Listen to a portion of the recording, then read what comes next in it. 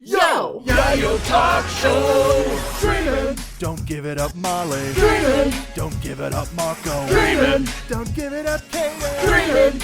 Al's name didn't fit. They talk about the show, this group of four friends been going for 1,000,000 years, there's no end. Watching every arc and saga, no sleep. It's the king of anime, 1,000 episodes deep. Yayo! Yayo! Yayo! Talk show! Talking about One Piece. It's the name of the podcast. We're not on Vine. Yayo Talk Show. Talking about One Piece. What's up, wenches, privateers, and non-binary buccaneers? Welcome aboard the most chaotic One Piece podcast on the Grand Line. Let's introduce you to the crew. First of all, we have the captain of the CrUno Pirates, Molly D. Simpy. It's me. It's really hot. It's summer. It's hot. Wow. It's hot out on these seas. Speaking of hot, wild theorist Kdin Jensen. Speaking of hot, also Grand Line Internet. You forgot your own spiel, my guy. No, I changed it because it was dumb. What? Yeah, but that's the bit. We knew it was stupid. Oh. You fooled me by the branding. I knew the slogan by heart, and when you changed it, I was like, Like the dog head tilty thing. Go introduce Al now. Yeah, Wow. I'm here.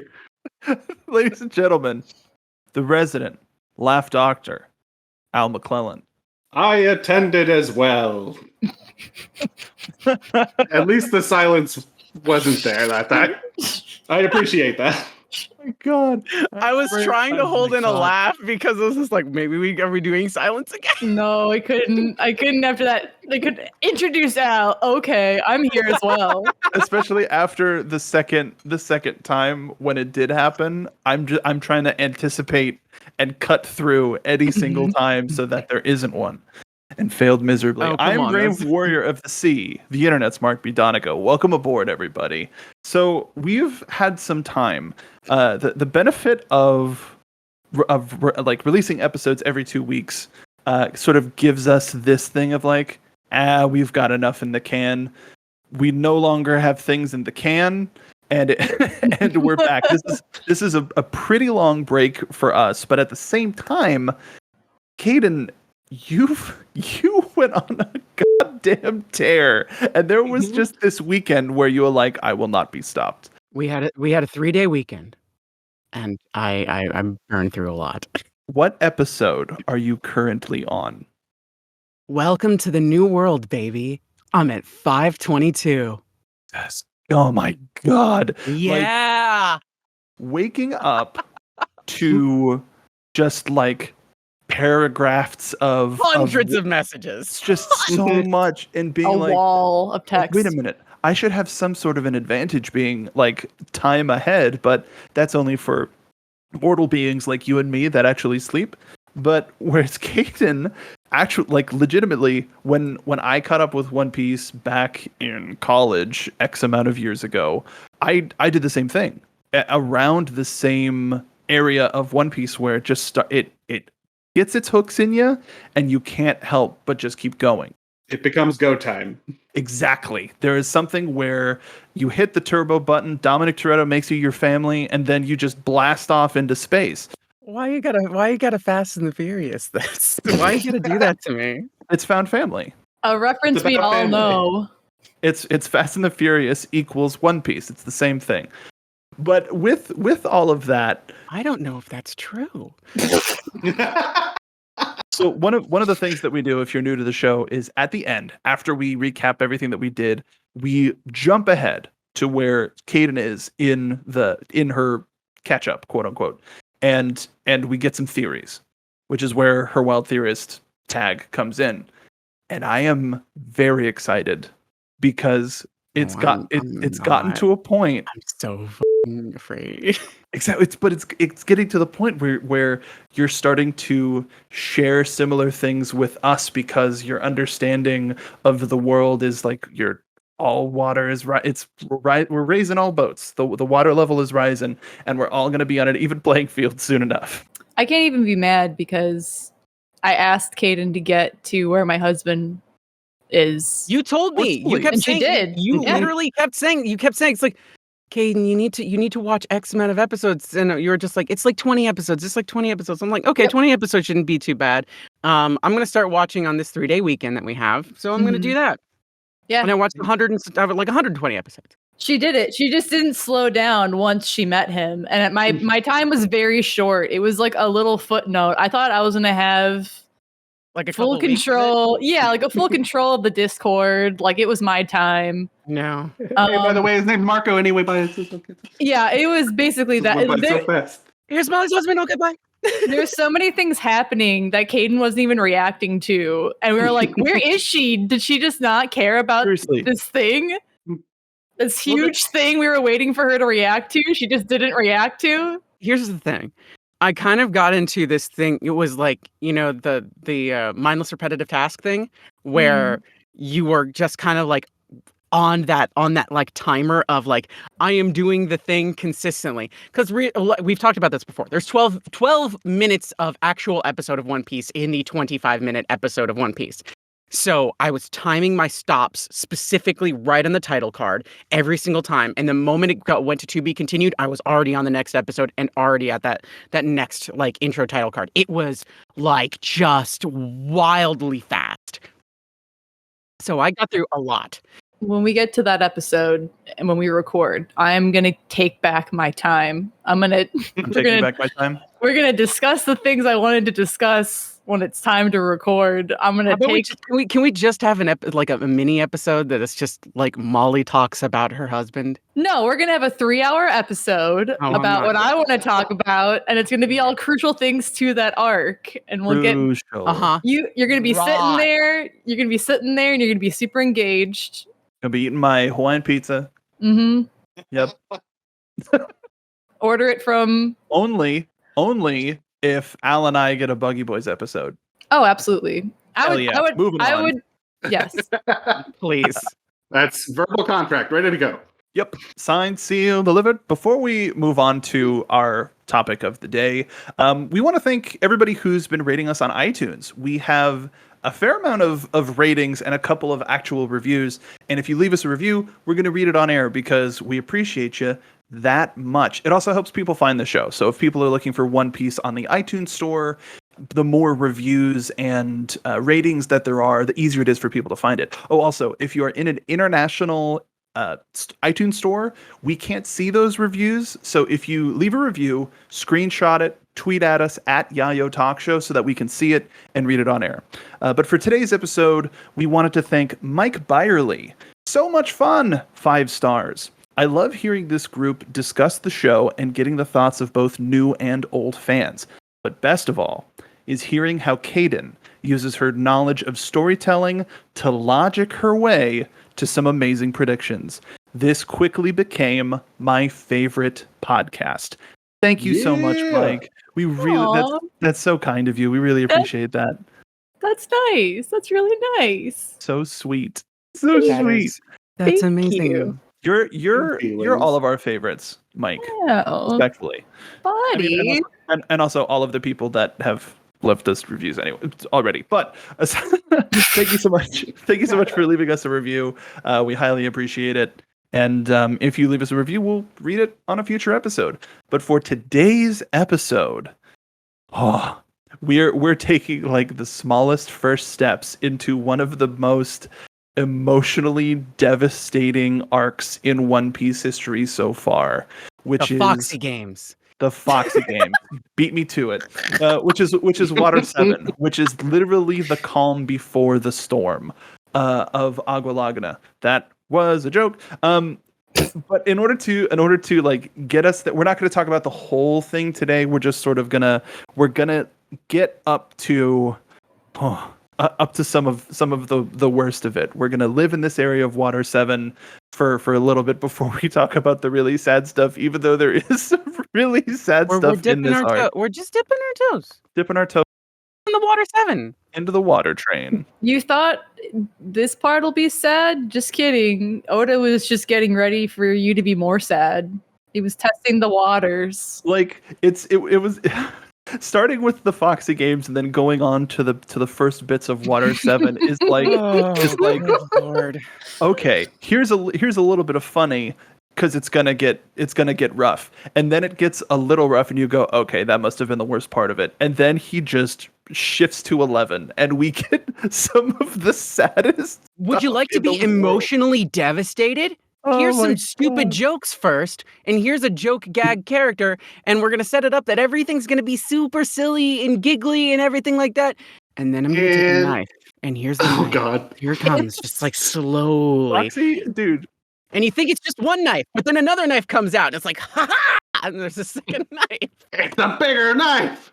No! Who wants to start talking about the Foxy games? I'll start. Why not? So, not to call you out, Molly, but you have a type in One Piece, and it is people with open shirts with dare abs you. exposed.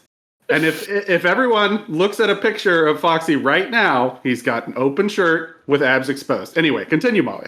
The So, chin. It's true. angry. Wow. I'm so angry right now. I can't believe we're finally talking about Molly's husband. I was gonna come in so positively, and now I'm just so angry, so mad. No, so we're coming off of Skypiea. Okay, talked about it last 2 episodes ago. We're kind of coming off a high, right? It was a good. We ended strong in Skypiea. Literally. We're back. We're back. Yes, we're God back damn it. on the seas. We're having a good time. The crew has come into some money in the form of gold. Buy gold now. And they're ready. They're ready for the next bit. And the next bit, what is this island called? The long ring long island. Long ring long land. God, Long ring say long that. land. Say that 3 times fast. No. We need to Absolutely not. we need to address the big thing though. The Welcome dog? to 16:9. Oh, that's right. Yeah, this was the first. What an introduction to HD. Seeing white ass Foxy. Not only is it longer, it's wider. It's just really like it's the laugh that really sells the 16:9. I love him so. Like his. Do Like you? just the sheer no, like you? just because like he's so bizarre, and like One Piece is this show of these bizarre shapes, and how do people like this exist? Like it's just human enough to make you think that these people are like humans, but then you see somebody with the shape of Foxy and you go, okay, this is goofed. This is all sorts of He's like you want me to tell you what Foxy looks like? And I'm gonna make everybody real mad. No, real he looks fast. like Waluigi and Wario failed the fusion dance. That's exactly what I was gonna say. You guys had that clown to clown connection. If you glue a W to an L, it kind of looks like an F. So yeah. Like literally, that's The pants too. Those big Wario pants. Also, look, it's orange colors, pants, it's too. purple coat. Yeah. It's Yeah. I've been Wow. holding on to that joke for weeks. And I'm you came so in. sorry. Oh my no, that's the best part about all this is that Yo, like I stole your again, fizzy lifting drinks, bro. It's that clown to clown communication. We really out here honking. Wow. Go ahead, please, Molly. Continue. This we've already talked about Foxy far too long, and I he mean- goes on too long in the anime anyway. So continue, Yeah. please. Guess what? We're talking more about him. No, so we're coming off of Skypiea, having a good time. This is just like another one of those arcs where Oda just went off on the character designs, but you could tell he had a lot of fun. Everybody is just so insane. So they are back on the seas, on the land seas, not sky seas. They see, I think, like a defeated pirate crew out in the distance, and they're just real buzzkill. They're not having a good time. And we come to find out when they get to Long Ring Long Land, There you go. there's this crew out there. There's this crew, Foxy's crew, and their whole shtick is that you play some games, but if you lose games, they will take crew from the crew they're versing. So, just as an example, your captain could get taken, or all of your doctors on your crew can get taken, or very valuable members of the crew. Or I guess Sanji. in terms of like our crew, you know, like what if Nami, Usopp, Chopper got left behind while all the more quote unquote powerful crew members got taken, you know, you'd be left pretty defenseless against the Marines. What's the name of this competition? The Davy back fight, right? Yes, correct. Yeah. This is a Davy back fight. So even before we meet Foxy, I want to say Chopper, Usopp, Luffy meet some people a dude on this island, and the whole island shtick is that everything is long. So a long dog. You wouldn't guess it by the name. I know. It's long a real ring, twist. long lands. Also a bunch of islands that are ringed around each other that far off. But yeah, so they meet what's his name? Tonji. Tonji? Tanji. Tanji. Tanji. Who's been like living on bamboo stilts for like 10, 15 years? He has to match the aesthetic. You got to be long. To get the fruit on these long trees, you got to be able to reach them. But bro didn't think of a way down. And I don't know, like didn't he fall somehow? Like Luffy hits it, or he starts moving or something, and he kicked Luffy, and then Luffy punched it, and he fell. And luckily, he didn't die, but he's been up there for 10 years. This is just like Raises a lot of questions, but I'm not going to ask them. There's just like again, It's a legend. yeah, Oda's having fun. You can immediately just everything on this whole thing.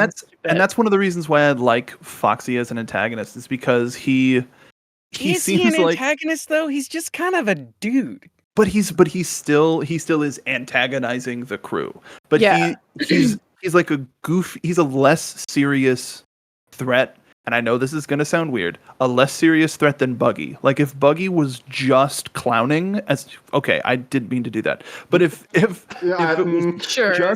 was just jokes, I think this was Oda missing Buggy, but also characterizing his favorite things about Buggy and making a new character out of it, just for a little bit. Even though we see him a couple of times in the anime, this is the only time that we see. Thank Foxy. God. I hate A Fox. very different way of being a jerk pirate is Foxy. So they meet this guy. He's native to the island. He's been up there for 10 years. In terms of like everything else on the island is long. He has Tanji. He has Jit Tunjit. Tungent. He has a horse. We have now said it 6 different ways. He has a very long horse, very tall horse, like a giraffe almost. Who's been waiting for him. And his whole shtick basically is he's part of a nomadic tribe that migrates, or there's a word for it. They basically like set up shop somewhere else on these ring of islands. But because it's been 10 years, they've moved on without him. Basically, he's been stuck up there. They had no idea where he went. And so they're meeting this guy, having a good time. He's riding Shelly, and then the rest of the crew is at the ship, and we find out that Foxy's got they're almost like anchors, but they're fox paws. And it encapsulates the ship. It like blocks it off with chains. So then they're kind of stuck. They can't move their ship out of the way. So then those guys roll up and they're being whatever. And they're kind of like, it's the smart crew. So I think it's like Nami who's just like, there's no way we're going to play these games with these guys. We have no means or reason to do it. We'll just fight our way out. And then somewhere else on the island, I think they shoot the horse. Foxy and his crew shoot Shelly. Which pisses Luffy off, go figure. And then Luffy decides they're going to play the game to get back at shooting Shelly.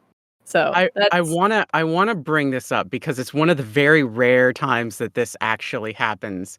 Because like Robin is like we'll step back and let somebody else take over sometimes, but usually for a purpose. Literally in this case, Robin is just like looks at everybody, and everybody's like freaking out. Well, we absolutely shouldn't be doing the Davy back fight. And Robin's just like, don't worry, this is filler.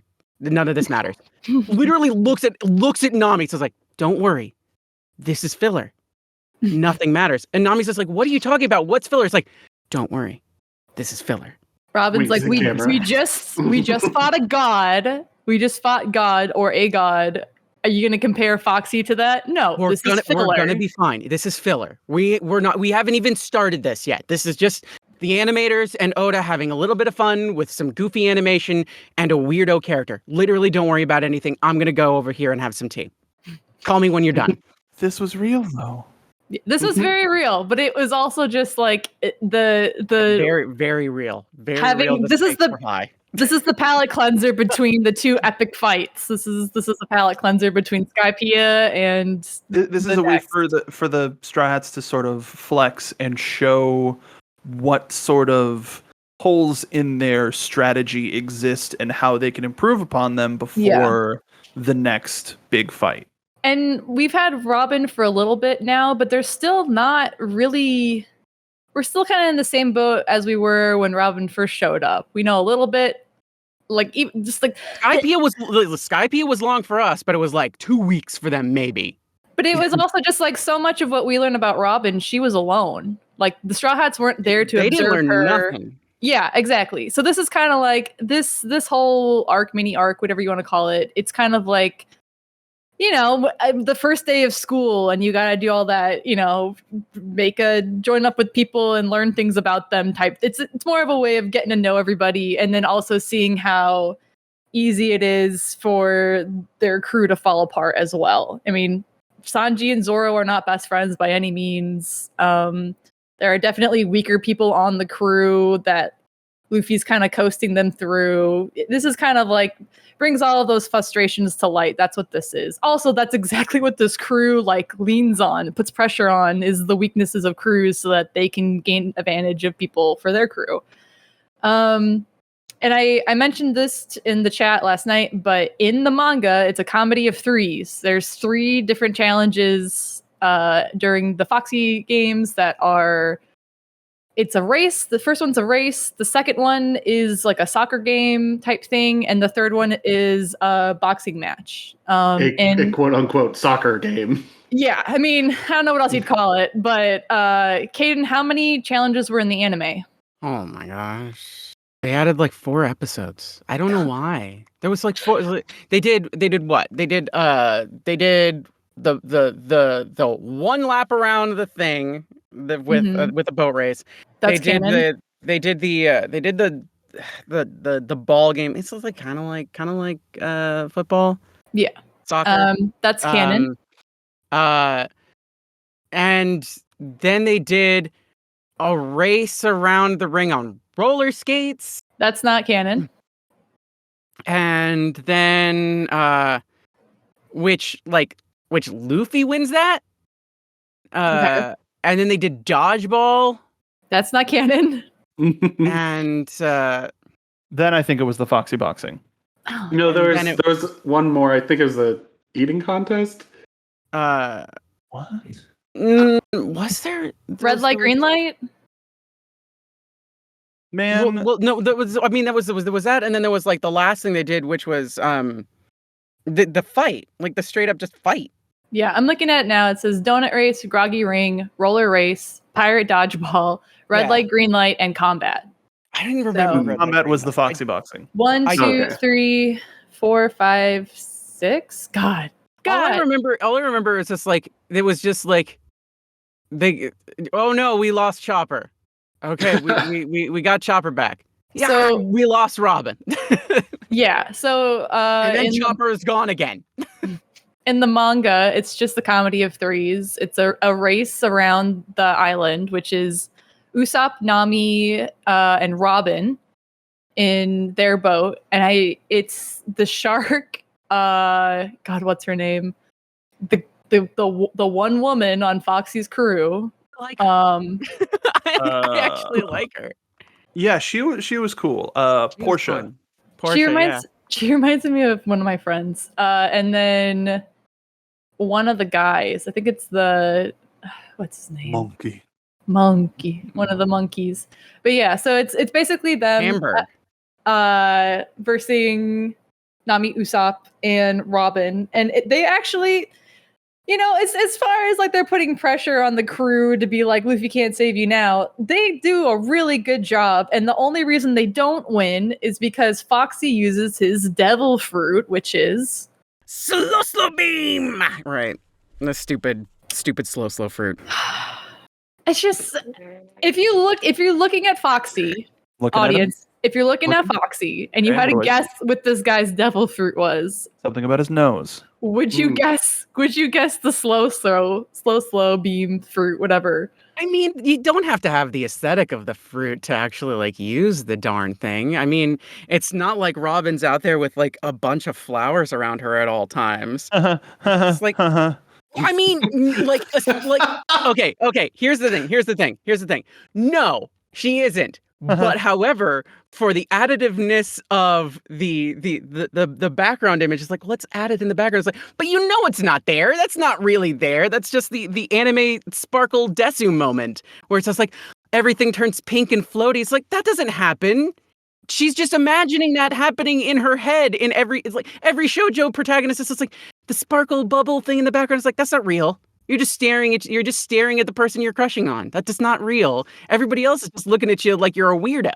With One Piece, though, I'm inclined to believe that everything we see is something that's happening just because of how ridiculous. Literal, incredibly literal.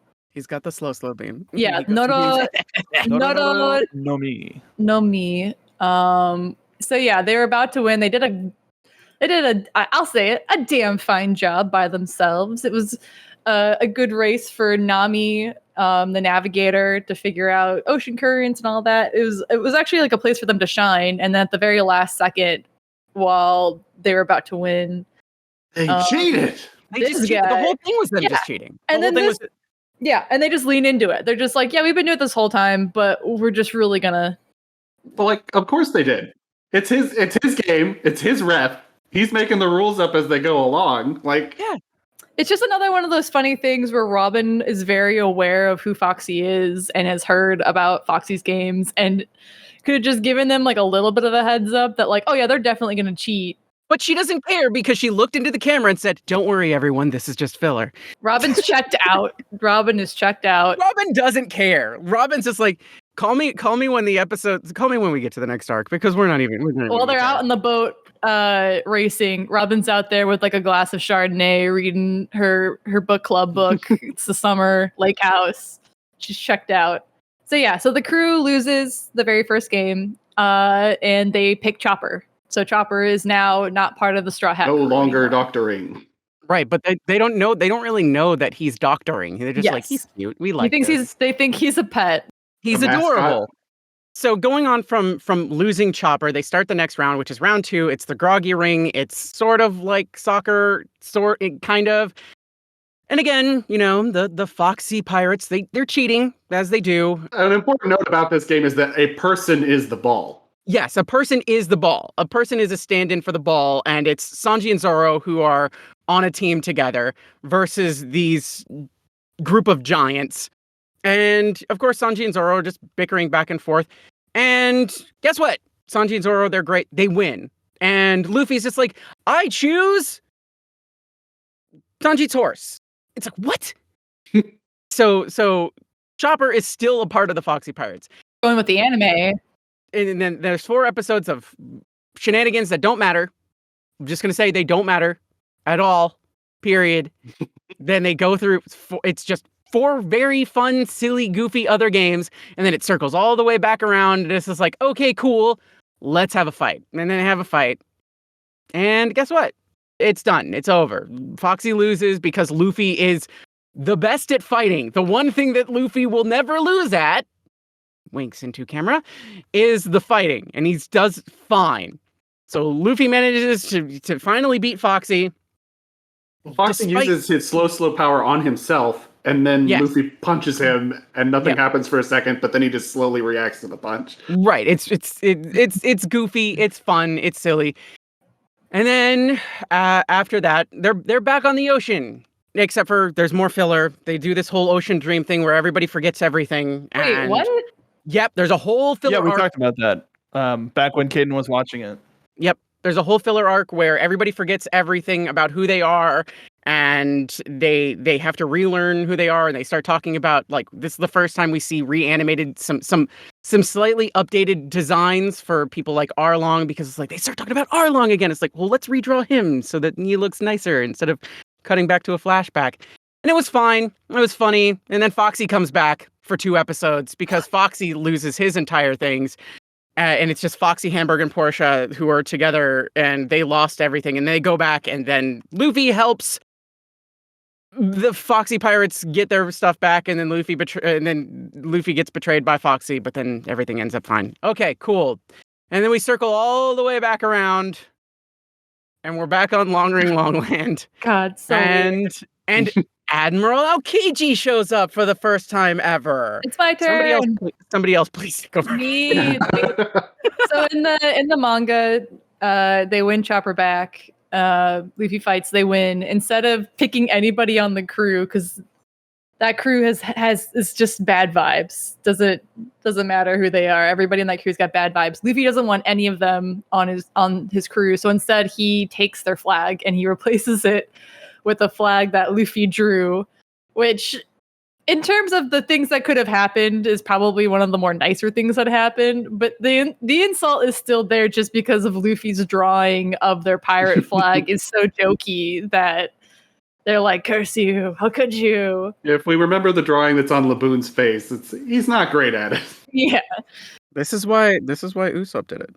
Yeah, exactly. And just to reiterate, in the manga, this is the very last time we ever see Foxy. Maybe for like a chapter cover, we'll see him again, but that is it. That is canon. That is, we wash our hands of this man. We don't need to think about him anymore. But his abs, though. No. and then Boss Luffy, though. Yeah. Dude, I actually really do like the Boss Luffy interludes. Like, aside from them interrupting like really important story stuff that I want to see the resolution to, I think they're fun diversions and I miss them.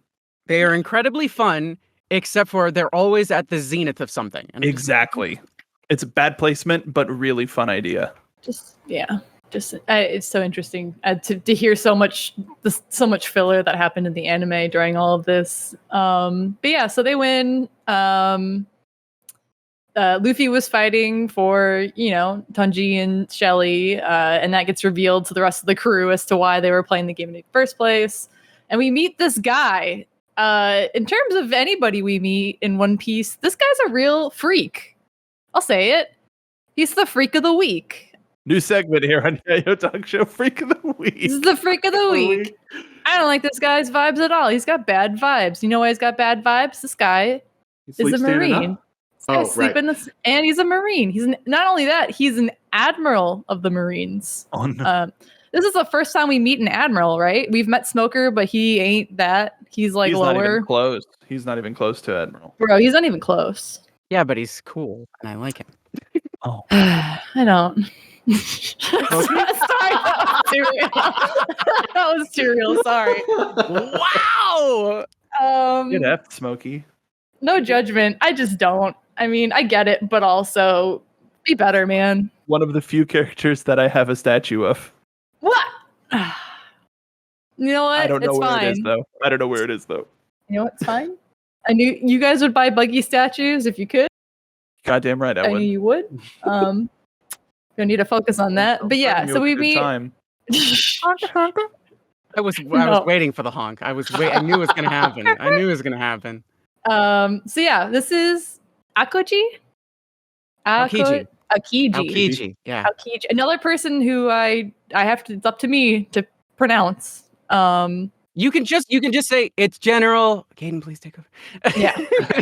Well, it's General. Yeah, I don't like this guy. So we're meeting in Charlie, Admiral. I don't like it. I just listen. We've established the only Marine the only 2 Marines I like is somebody who we'll meet soon and Kobe. But yeah, this guy, he's the freak of the week. He's got weird vibes. Like this guy shouldn't be as strong. His personality does not match the power level of which he admits. Like not admits like he verbally says it, but like admits. Yeah, and not only that, but Robin's freaked out. Robin is freaked out of the freak of the week. Can I interject about Aokiji just for a second? Only if it's negative. Well, you know what? It's. I'm glad you said negative, but not really. Voice I don't actor know, for guys. voice Oh. actor for voice actor for Aokiji in English is Jason Douglas, who is the voice of Jacques Schnee in Ruby. Oh my God, there's two ice Ah. people. Another reason to hate this character. Oh my So God. good, so good. He's so good.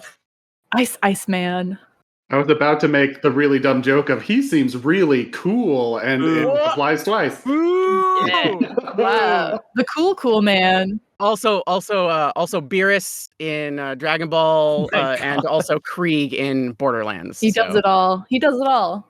Good, like just generally very good. I love the voice for Aokiji. It's very.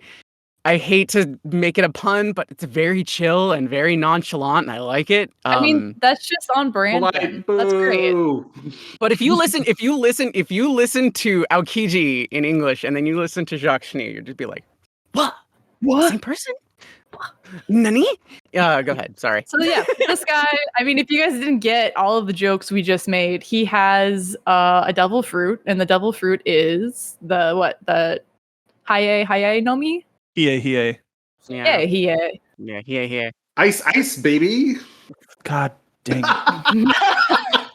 When it comes to Aokiji, the only like one of the only other people that we have with like just a pure elemental fruit Mhm. power, Mhm. it has been Ace. And seeing how sort of, well, first of all, seeing this being sort of a counter to that, blah blah, but understanding Ace's power by being just like a pure element, immediately gets evoked out of this guy, and all of it, and because he's on the opposite side, there are multiple reasons to be scared of him instantly.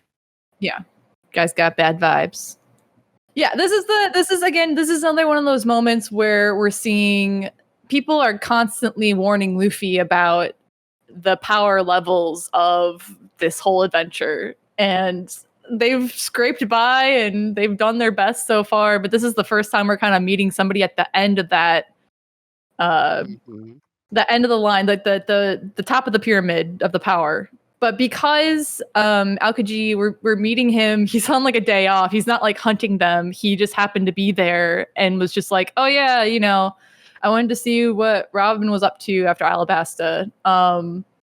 Just randomly stopping by for whatever reason. Just hanging out. I'm just my favorite. You skipped over my literal favorite part about Aokiji is. Oh, I'm not done, but go for it. Okay, his arrival. He doesn't have a ship. He doesn't have a crew. Yeah. He doesn't have anything. He's got a bike, and he just makes a little ice path underneath the bike as he's pedaling across the ocean. It's adorable. He shows up, like that's how he leaves. We don't see him arrive. Yeah, well, Maybe in the anime. We see some stuff in the anime where like we actually see a little bit of like the three admirals a little bit. Okay. Just some teases of it, but it's mostly just Aokiji. Yes, this guy, weird freak of the week, has got some type of backstory with Robin. We're not really sure what or why, but we just know that Robin's like really freaked out. She's like the only one who's in awe of like she fully understands that this guy like should be taken seriously and that he's got big strong powers. But yeah, he makes a point to say like, whatever, it's my day off. The Marines aren't asking me to fight you guys, so I won't. And just kind of reiterates how, something's going on with Robin that we've seen in Alabasta, that she can read the poneglyphs, but we don't really understand.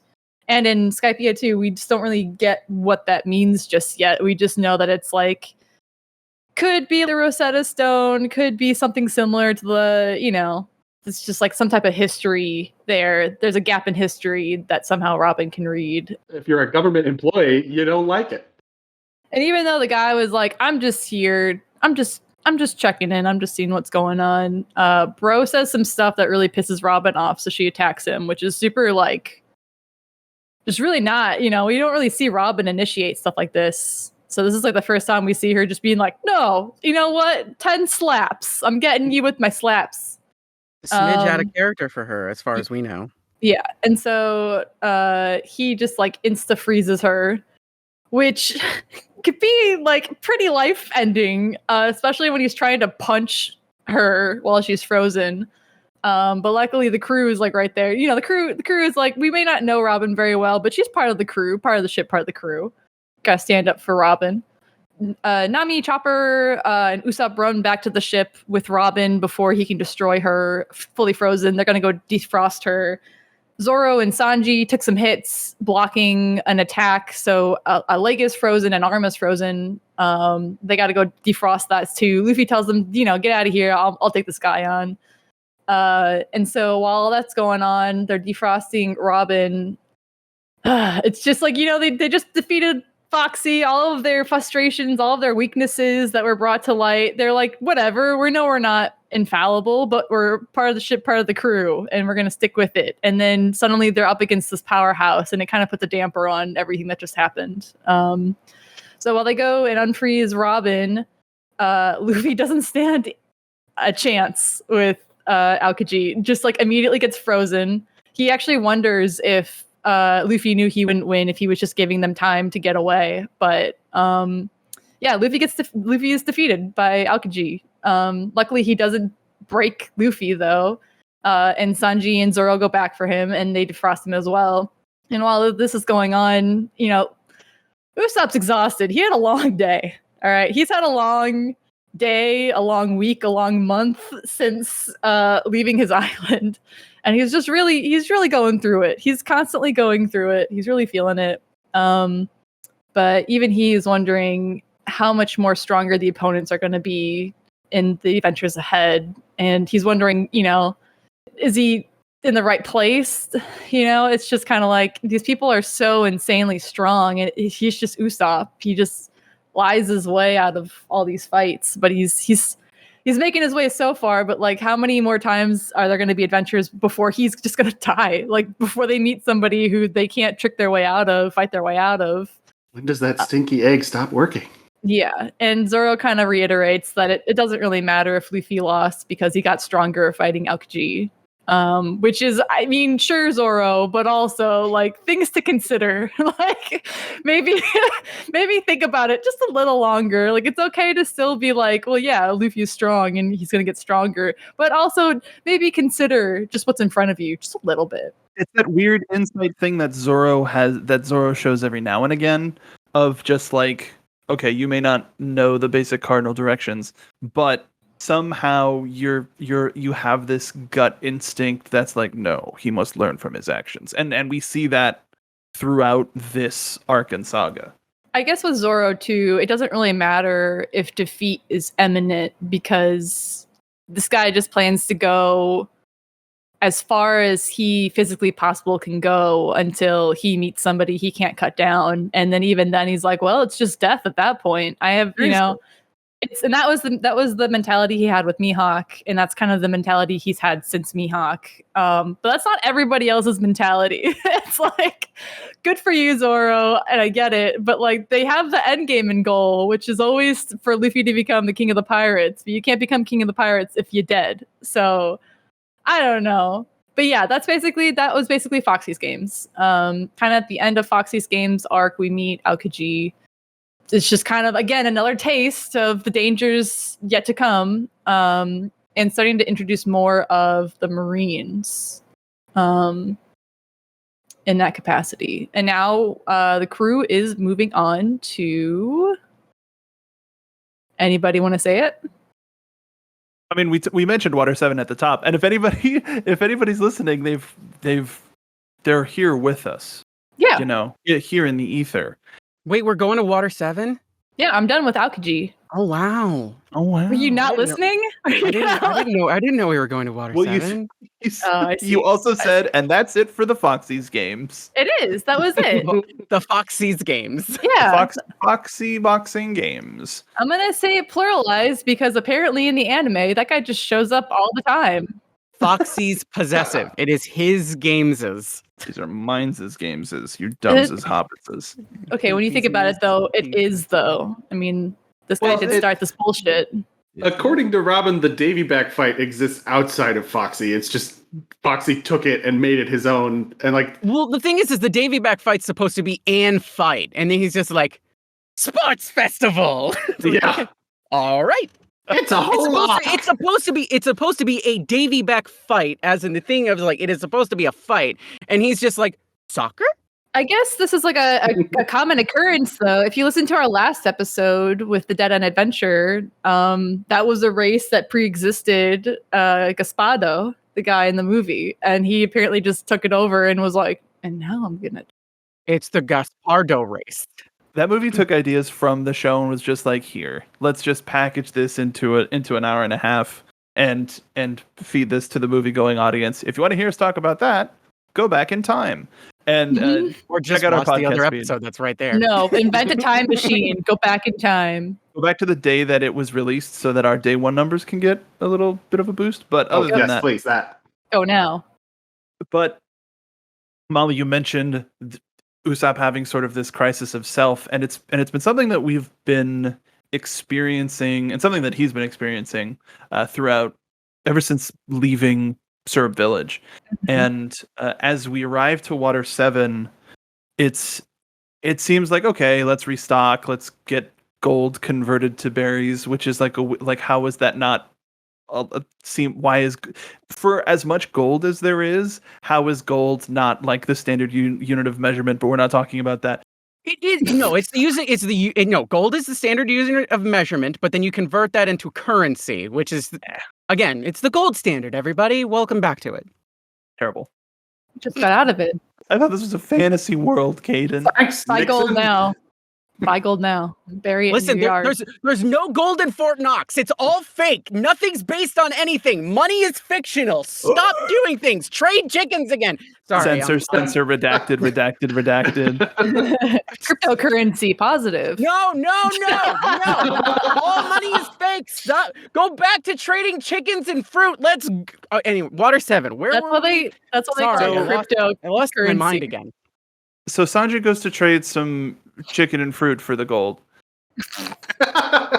Water 7 is this water-based town, island, where that sort of rises with the tides and goes down. It's very much connected to the flow of the ocean, headlined by the Galley Law shipwright company, and with Mary looking as sort of Haggard. looking and performing as beat up as she is. The first thing is we got to convert this gold into berries, try to fix the ship, and then we'll move on and we'll see what's going on. And through this, we learn about the Frankie family, which is a nefarious band of ne'er-do-wells that wreak havoc around the city. And then we meet the Galley Law shipwright company and Iceberg, who is sort of the governor, mayor, head of the city, something like that. And General dude in charge. General Iceberg lettuce, and he's got a little mouse. That he just found. They acknowledge that he just found it. Like, it's just like, where did you get that? I don't know. I just found it a minute ago. They're I don't know. They found Zoro and kept him. I don't know why it's so. What do you so mean they? It was weird. just Luffy at that point. Luffy found Zoro tied to a stick. It's like, that's my samurai, and that's it. My little mouse bud. Similar themes I see here. Dude, this arc is wild because like we're introduced to it with the Aokiji sequence. We sort of get reminded, okay, Robin has a history, and we're probably going to be seeing that history play out soon enough. And then there are these like huge masked figures that pass by and are like, "Hey, yo, just so you know, Robin, the jig is up. You're done. You're Dunyan rings." And through all of this, like the sort of the thing that's so there's two major situations that are happening at the same time of Usopp coming to having to come to terms with, I mean, mostly his mortality, but also with the mortality of Mary. And while the crew is sort of wrapped up in that, Robin is sort of taking care of her own business, and by that, the business is taking care of her. She gets kidnapped and is sort of given this ultimatum of, if you come with us quietly, we will not hurt your crew, and we will abscond, we will leave, we will go. And so the unfortunate thing of, well, we have to deal with this Usopp thing while this other stuff is happening in the background, and it's this big mystery of who mystery to some of us, not to Kdin, of who these people actually are, who's who they say they are. Like, we're getting introduced to a whole bunch of characters, including Polly, God Polly, based God Polly, Stop. Everyone's Okay. favorite straw hat. No. everyone's favorite Straw Hat, like All of you. post time skip. Please stop. Please. But the thing that I wanted to talk about with Usopp, and I sort of took the moniker the Brave Warrior of the Sea because I identify with him a lot. But the Usopp has been dealing with these various degrees of his entire worldview shattering, like Yes. completely. And the one thing that sort of kept him sheltered, the one vestige or a representative of his life up to that point, has been slowly torn apart by the ravages of the sea. So this ship, the Going Merry, being a gift from Kaya, a lifelong friend who, in her own right, is sick. I don't think we ever learned what Kaya had, or like what she's dealing with day to day. Depression. But Yeah, they kind of implied that like It's she mostly was. Yeah, I mean, like they kind of implied that like she was sick, but also she was mostly just kind of depressed about her parents dying. Like she's probably like has a weaker body, but so with that, Melancholy. so real so bummer. Take that. got a case of the sads. So imagine that, though. You have this representative of your friend, of your old life, and the Frankie family steals 200 million of the berries that they had.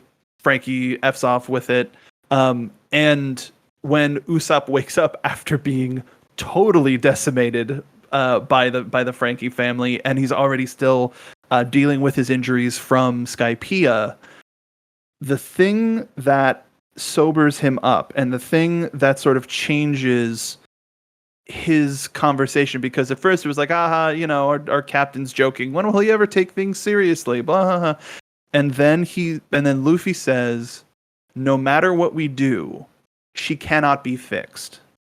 And like that means so much more to Usopp than it does the rest of the crew, of this representation of Kaya, and Kaya giving this gift, and him, like, I imagine what Usopp's feelings of abandonment have been sort of festering since Yasopp left, since and now he's the person that left somebody back on Syrup Village, and this one thing that was supposed to remind him of where he came from is done, is 100% done, and like how selfish he must feel. Like this is just this meaty bit of emotional storytelling that we get tricked into thinking is the big emotional beat of this arc. But like his captain's complex comes back to bite him in the ass. He, ever since the very first moment of him joining the crew, he's felt the need to separate himself. Like, oh, I'm not like you. I'm the captain. This is my ship. And it's also one of these rare moments of Luffy understanding exactly what it means to be the captain, for good or for bad. And all, again, like, all of this wild CP9 spy espionage stuff is happening in the background, and the city is searching for the Straw Hats to bring them to Iceberg, to bring them to justice, just because of their association to Robin. They still have no idea what's going on with Robin, but the immediate issue is presented of Usopp wants to leave, and Kdin kept commenting in the chat room where she's catching up that, oh, Usopp's gonna leave. So because we know that that's what Kdin was thinking, I'll start with Molly, Did you actually think at this point that Usopp was going to leave? It's I'm trying to think like way back when I was reading all of this. Like it was just there were so many hard themes right away. Like coming off of Foxy's games too, where they kind of like play on all the weaknesses of the crew. When Luffy gets told that the Mary is going to, she basically can't go any further. Like Usopp is not there to hear or see any of anybody's reactions to that statement. Like Luffy starts begging them to fix Mary, and even Nami like offers up more money if they can fix it. And then that leads into explaining like why and how. And like the stern of the ship is broken, like basically the spine of the ship can't. It's like that's like the centerpiece for this thing. And it's this whole kind of moment with Usopp, like he's so frustrated, but it becomes surmountable when he misses these moments that are so crucial, because suddenly all of his frustrations and insecurities are being amplified because he thinks nobody else in the crew cares as much about Mary as he does. But really it's just like on like this whole arc is just basically miscommunication and just like hiccuping and tripping on steps basically to like what's going on. But it was such a weird moment though with Usopp, because it's like so much of it gets amplified here, like kind of like the worst of Usopp again, like with all of his insecurities. So I didn't know really if he would leave like officially, but I was getting really annoyed with him. I remember reading this part the first time because I was just like, Rude. what kind of fucking but like, as like a teenager, I was just like, you just fought God with Luffy and you're gonna kind of come in here and like talk shit about Luffy. I was just like getting really annoyed with Usopp. I'm like, dude, part of the ship, part of the crew.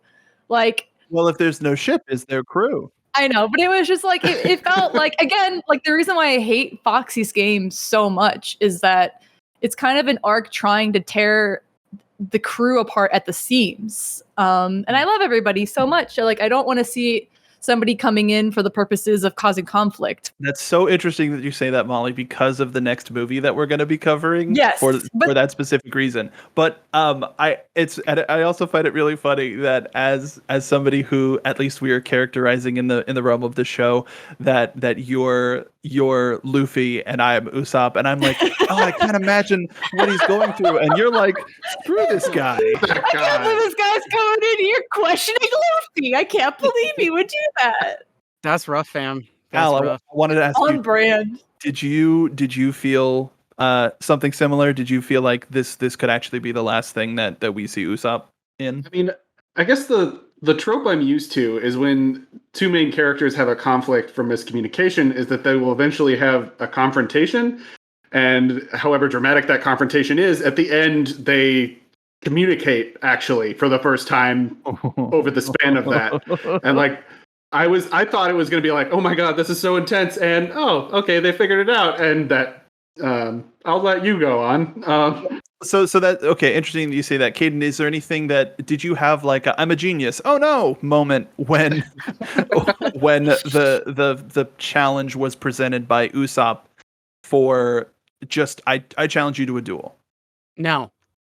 Really? Wasn't worried. No, not at all. Like, Okay. Well, you want me to be worried about a main character having a disagreement with another main character? He's going to be back in like 5 minutes. They're going to go and do something, and it's going to be for a purpose, and that's great. However, Usopp's not going anywhere. It was one of those things like they're going to have a disagreement. Usopp will be back. I'm not really particularly worried. It's whatever. It's going to be fine. Here's how just real quick, I want to frame like my thought process back in the day, because Kdin knows we're almost at 1,000 episodes in anime where she is currently. Like this year, like 2021, we understand that there's almost 1,000 anime episodes of One Piece. Like almost 20 years ago, when I was reading One Piece, I don't know if I don't think it would have been unheard of if Usopp left the crew. It's like I don't think that concept wasn't like a rarity in the anime and manga I had been consuming at that age. I mean, wasn't it at that point he said we're 5 years away from the end or something, or like? Not at that point. Okay. But just like it's just like reading at that point where maybe I think when I was reading this arc, Man, I'm trying to think. He might have been kind of close to Thriller Bark when I was catching up. But I don't think at that time it would have been unheard of for Usopp to leave. But then because One Piece has already taught me by that point that everybody comes back around, that maybe like Usopp goes off and does his own thing and comes back as like a stronger person or something. I think that, I don't think that would have been out of the realms to guess, just because I was like up against chapters of what was coming out. They always come back. The fact that Kdin is so unconcerned or so like not worried because she just knows that Usopp would never leave. Here's the thing. And it's not just a One Piece thing, and it's not just and I'm not gonna like, point at Oda and be just like, you've taught everybody that everybody comes back. This is just such a typical typical trope of just like, here is that. I mean, I'm just gonna. JRPGs do it all the time where there's the disagreement and then the party splits up and it's just like, well, you go and do your thing, and then you'll play on one side of things and then you'll see the other half of things and then they converge. It's such a trope in media where we have to have every single movie has done this across the board. There's this whole like thing was like, we're building it up and like the main character's making choices, and then at one point another character turns to the main character's like, you've been making choices this entire time and look where it's gotten us. I'm gonna get out of here and I'm gonna leave. And then they leave. And that's like midway. And then right at the end of that third act, like right when things look real dire, like here they come in on a helicopter or in a plane or in a car. It's just like, I would never leave you behind. It's like, oh, they came back. It's like, it's not a surprise. Of course they're going to come back. They're going to come back every time. Mark's kind of reiterated, but for how short this kind of arc is, there's just like 1.5 million things going on at the same time. It's the start of a lot of threads. It's and on top of that, like, yes, in terms of the like certain mirrors in different media that we see of this type of a situation, with how definite and how dedicated both Luffy and Usopp are to the ideal of what it is to be a pirate, and not even like what it is to be a man or whatever sort of nonsense that is. But Usopp challenges Luffy, and they have one of I'll say so far, they have the hardest hitting fight in the entire show. It was really cool. Like, it's a meaningful moment for both of them because the thing is like, it's less of a we're fighting to fight, and it's more of a, this is who I am. This is me as a person. And we as friends are coming to this pass where it's you. And I feel like this is actually probably like the most resonating thing that we've gotten to as far as like a normal like allegory for things is like, there are times where you will disagree with people that you know and love, and you will fight with them. That actually brings me to what I wanted to ask you, Kdin, was like, we all thought we knew what Usopp's sort of drive and abilities and skill set was, but do you think that Usopp had other intentions aside from keeping Mary in challenging him to a duel? I don't think Usopp even knew. I think that's the point, is Usopp just had the mentality of, if I can convince Luffy by winning, then maybe, because Usopp didn't want to leave the crew. Like, Usopp didn't want to leave the crew. Usopp didn't want to do any of those things. This was all just to prove a point. This was just like, this is my conviction. This is me telling you who I am. And Luffy, for the first time, was just like, okay, I totally understand. We tried. Now we got to give up and we got to do something else. But that wasn't, and it's like, that felt like a betrayal for Usopp. That felt like a huge, like, turnabout. Because Luffy, it felt like for Usopp, because Usopp was so connected to everything that was the Mary, that Luffy was just letting it go. But something, we'll talk about it later. But that's not where Luffy was coming from. It's Luffy's whole thing is sometimes it's okay to, it's okay to lose something. It's okay to chalk something up to a loss. Getting hung up on it, it's going to make it worse. So we need to move forward. That's what everything about the Mary is being able to move forward. And Usopp's just like, but we can't leave the Mary behind. So it was a distinction of we can't leave this part of the crew, which is the ship is part of the crew behind as far as Usopp is concerned. It's like sometimes that's out of our control is Luffy's standpoint. And they're both technically correct, which is why the clash is so meaningful. And they also don't have to. Usopp is so tied to the physical that he doesn't. There's still a piece of that person or of that crew member of that thing or that memory, and we saw it in the fight itself of Luffy remembering all of the good times, literally almost all of the good times, and that we never saw that from Usopp's point of view. So he hadn't reached that level of understanding yet. I'm sorry, Molly, go ahead. No, just like from Usopp's point of view, this guy is like, Usopp is the only person until this point that has fixed the Mary too. So this ship has been sailing on duct tape and bubblegum and like spit. Ghosts. Well, yeah, there's something fixed the ship. We don't know what, we don't know who, we don't know if it was real or if it was just, Usopp, taking a little bit of the whatever they got up in Skypiea, but something happened and the ship was fixed. What kind of smoke they got in that breath dial, though? When you're coming from the perspective of the person who put the ship back together every single time, and you have somebody telling you suddenly that you can't anymore, I feel like I would be like, no, let me you don't know how to turn my N64 on. Okay, you gotta blow into the cartridge, you gotta hit it 2 times on the left side, 1 time on the right. You gotta unplug, replug, and then it'll turn on. That's really funny that you mentioned that, because we probably won't talk about it today, but there's a point on the train where Usopp's trying to hammer the door shut with just basic planks, and he's got a ball peen hammer and a nail, and Frankie goes, "You're doing that wrong." Yo, fam, that's incorrect. It's somebody who didn't necessarily come into being the ship fixer-upper, but is on terms of everybody on the boat. He's more of a ship wrong than a ship right. He's the guy who's looking at the YouTube tutorials. He's not the guy who went to college for it. Not even. He's DIY without YouTube. I can figure this out. Yeah. Al, did you have any thoughts about what Usopp would have gone into the duel, like what other sort of intentions he would have had?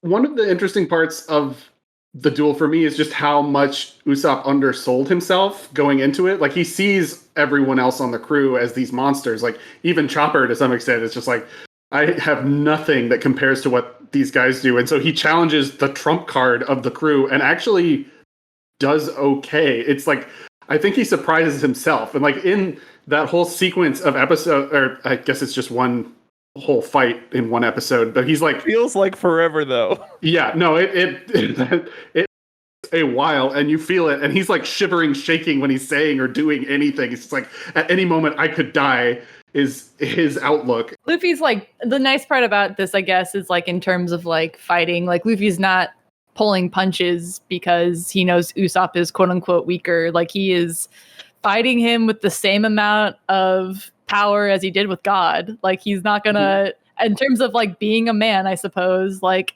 Luffy is not gonna disgrace the fight with, holding back. And I just like, I'm trying to think now, up until this point, has anybody really taken Gomu Gomu no Bazooka and like not gotten yeeted, or it was like a finisher? Like, I feel like this is like the first time that. Well, it was also because of Usopp's ingenuity using the impact dial to deflect Usopp is literally like kind of like Batman in a situation where it's just like, here's the rest of the Justice League, and then Batman's just sitting there. It's just like, I know how to take care of all of these people. I have tools for everything. It's like, you're a normal human dude, and that's Superman. It's like, yeah, but look, I've got kryptonite in my pocket. It's like, you do know that that's gonna like poison your blood, fam, right? Right? That's gonna like, yeah, but Superman. It's like, yeah, right. And that's basically what that impact dial is. It's just like, if I can't hit him as hard as he can hit me, I make him hit him as hard as he can hit me.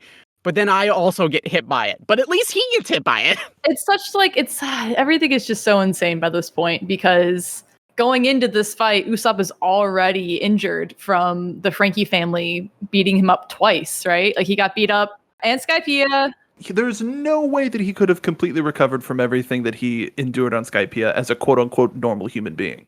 Yeah. Yes. It's just this guy again is putting through the emotional ringer and the physical ringer, and like on top of that, he's gonna fight the strongest person. Probably, we're not gonna acknowledge Aokiji, but probably one of the strongest people that he's come in contact with, who's been on his side, is Luffy. That's what I think his, at least not upfront intention was. Like I feel because a lot of the strategies that we see Usopp implement is stuff that he never uses again, or he upgrades or changes. Like the best way that he can test all of his materials is against the strongest person that he knows, which is Luffy. And so like the ninja star string that breaks all sorts of physics by firing 1 and then 3,000. But this is the last time we see Usopp with his regular slingshot before he upgrades to the Kabuto. This is the last time. Like this is the last time we see certain. I don't know what things. I don't know what you're talking about. Like Usopp doesn't have the Kabuto. Are you okay? Is Kdin? Is Kdin on our side? Is this? I'm talking about the weapon that he receives as a gift from a dear friend that we haven't met yet. Okay, all right. Okay, yeah, because that's like way later. Mm-hmm. Like Usopp Usopp disappears for a long time after that. That's what I'm saying. Is this is still the last time that we see him use this? I suppose it's true. It's also the last time we see Usopp for like 150 episodes almost. Yeah, before he magically shows up, but we're not there yet. I'm absolutely slack-jawed right now. That Kdin, after months of so just happy. like being pissed I have at us. no idea what you're talking about, Molly. I'm all right. Let's go. We are far from that, and I still have a little bit left to go. Let's go. One of the saddest things that I think that we saw aside from this fight is after the big explosion, I just wanted to take note of the visual representation of the wave cresting over Mary and it looking like Mary was crying at the sight of Luffy and Usopp fighting. Just so sad. No. But at the end of this fight, it's Usopp laying on the ground in a pool of blood, almost like, oh, he's super dead. Chopper being conflicted about treating him, but ending up just leaving some medicine. I wanted to play with a hypothetical here. So as of this moment, Usopp leaves the crew. He's gone. We don't see him anymore. Rest of the show. What is Usopp's legacy? Or if that's too much, what is your favorite Usopp memory? And I'll start with Al this time. Usopp memories up to this point. At this point. I mean, I gotta say, him, like the ship's coward, essentially deciding to jump into the cloud bank, like in a moment of like hubris, I guess. It's like, oh, we can float here. All right, swim time, and dives in, no questions asked. Usually, like he has the thought of like, maybe that's a bad idea a moment before, but that time he was just like, hell no, it's go time, and just plummeted to almost certain doom. That's pretty good. Himself into it. Yes. What about you, Kdin? No, come to me last. What about you, Molly? It's like Usopp's legacy to me, which is going to be the complete opposite of what we just saw with this fight, is like Usopp's legacy is being the fucking hype guy for Luffy. Like, how many of these fights that we've watched and read up until this point that we have these moments of like Arlong Park where Usopp is just like, Nami, don't doubt Luffy. Why would you doubt Luffy? We've seen miracle after miracle, even though it's like he just got his butt whooped, you know, like he's covered in blood. There's still like these moments where Usopp is just being like, why would you doubt the strongest guy you have ever met? Why would you doubt Goku? You know what I mean? It's like, why would you doubt this like all-powerful person? And we see it again in Alabasta when he's fighting with Chopper. Like Usopp has this almost like dying moment where he's like telling Chopper, where he's just like, don't overthink it. Like, don't doubt yourself because Luffy's gonna see us through. Like, that was such a huge moment in that fight. And then he kind of like sold the idea because he was able to finish the fight too with Chopper. Like it kind of like put a period at the end of that sentence where it's like, don't doubt Luffy, period. And then even again in Skypiea, when him and Nami are on the boat with NL, and it's just kind of like, we just got to kill time until Luffy can get here. Like even he was like aware, he had like a Robin moment where he was aware of how these plot lines go, where he was just like, we just gotta like get through it. So you need to get out of the way. I'll distract him. We'll wait for Luffy. Well, on some level, he knows everybody's strengths. Like that's his thing. And he sees everyone's potential. And even though it kind of comes to a head with this, it's just like, that is Usopp's legacy to me, is that it's somebody who is so, well, he is also like during the calm times is like, I'm Captain Usopp. I am the leader of the crew. And like the do or die moments, the fight or flight moments, like Usopp will dig in his heel and, you know, Luffy's going to be king of the pirates. And to me, that's Luffy's like, that's Usopp's legacy. It's just kind of like, once he is on the crew, he is the guy who helps people sign on to stay on the crew. He gets Chopper in, he's helping Nami out like a couple times. And it's just like that is what Usopp's legacy is to me. That's actually really funny because like I took notes all the way up through the train and realized, oh, we're probably not talking about the train today. And there's something said that fulfills that thing that you just said too, which I find very interesting. But Kdin, what do you think? Do you either have a favorite Usopp memory, or what do you think his legacy is? Y'all remember when Usopp sucks farts? Ah, shoot. That's non-canon. Doesn't matter. I saw it. That's no. like burned into my retinas for the rest of my life. Is you remember that time that Usopp sucked farts and said that's what it means to be a man? Well, you know what? Don't ever say Usopp never did anything for the crew. And the thing is like, that is kind of like, as silly as it sounds, that kind of is Usopp. Is I am willing to do the thing that most people would never be willing to do for this crew. Yeah. And it's like, as silly as I know I started it as a joke, but it's the truth. It's just like, who do you think Sanji would be just like, I'll suck farts for the crew? No, absolutely not. Sanji's trying to be cool all the time. And Zoro wouldn't even have the thought. It's like, well, maybe sucking farts would help the crew right now. It's like, no, he'd just whip out the swords, and Nami absolutely wouldn't. And my God. It's so literally the case of, hey, this will protect them, and I will put my life on the line. Usopp's a bro. The epitome. If it is, hey, sometimes you got to help a bro out by sucking somebody's. More like part of the ship, part of the crew. Oh, God. That has to be the title. That has to be the title. Part of the ship, part of the crew. I hate it so much. The title. Make a note and somebody write it in the group. Somebody write it in the chat now. I apologize for nothing. But from this transition of Usopp leaving the crew, and now the Straw Hats are like, even worse. They're like, he lost. Leave the ship with him. We were gonna get rid of it anyway. Leave the past in the past. We're moving forward. And they just like get a hotel room in town. And that's when the search for Robin starts in earnest. But we still don't necessarily know, like, we don't necessarily know anything about the Frankie family yet. We don't necessarily know anything about Galila yet. But we've met them, and that's why I wanted to take just a quick second before we toss the ball to Al, because Al's gonna kind of take off running in a minute. So please, like we meet Galila. We've met Galila at this point. And we met some of the Frankie family, not the all Frankie of them family, at this point. and the Galila were the group that looked at Mary and gave it the right. They were supposed to you know, fix the ship, and they're just like, yeah, this ship is broken. Like, and it's. I just want to do a quick thing. It's like there's Iceberg, who's the head of everything. Polly, who is Smoker Light, the with best blonde hair. There was Iceberg's secretary, who really didn't exist too much, aside from background. Khalifa, who I absolutely adore. Kaku, who not Usopp? Fake Usopp? That everybody was just like, is that Usopp? For like a million years. It's like, okay, I mean, it's not. Like, it doesn't even kind of look like Usopp. You're just saying that because he's got a long nose. It's Usopp with rounded corners turned off. Really quickly, Yeah. that's really funny. Kdin, so you're talking about Khalifa, not Caulifla from Dragon Not Ball, who's Khalifa. voiced by Yeah, Elizabeth Maxwell?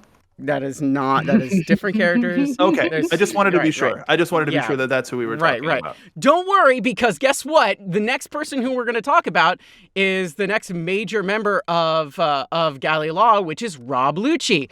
And you want to know who Rob Lucci is? No. No. The Wrong. worst? You Oh, do. no. You do want to know who Rob Lucci is, because Rob Lucci is Jason Liebrick, the voice of Crow Bronwyn and the Hound from Oh I my didn't. God. Yup! I didn't know it was gonna be like the man behind the voice. I thought we were just talking about the Yo, character. I was like, no, no. never, never. Oh, he also. Wait a minute. He also played. Was that Yamato? Yamato. No. What's his name? From. Never mind.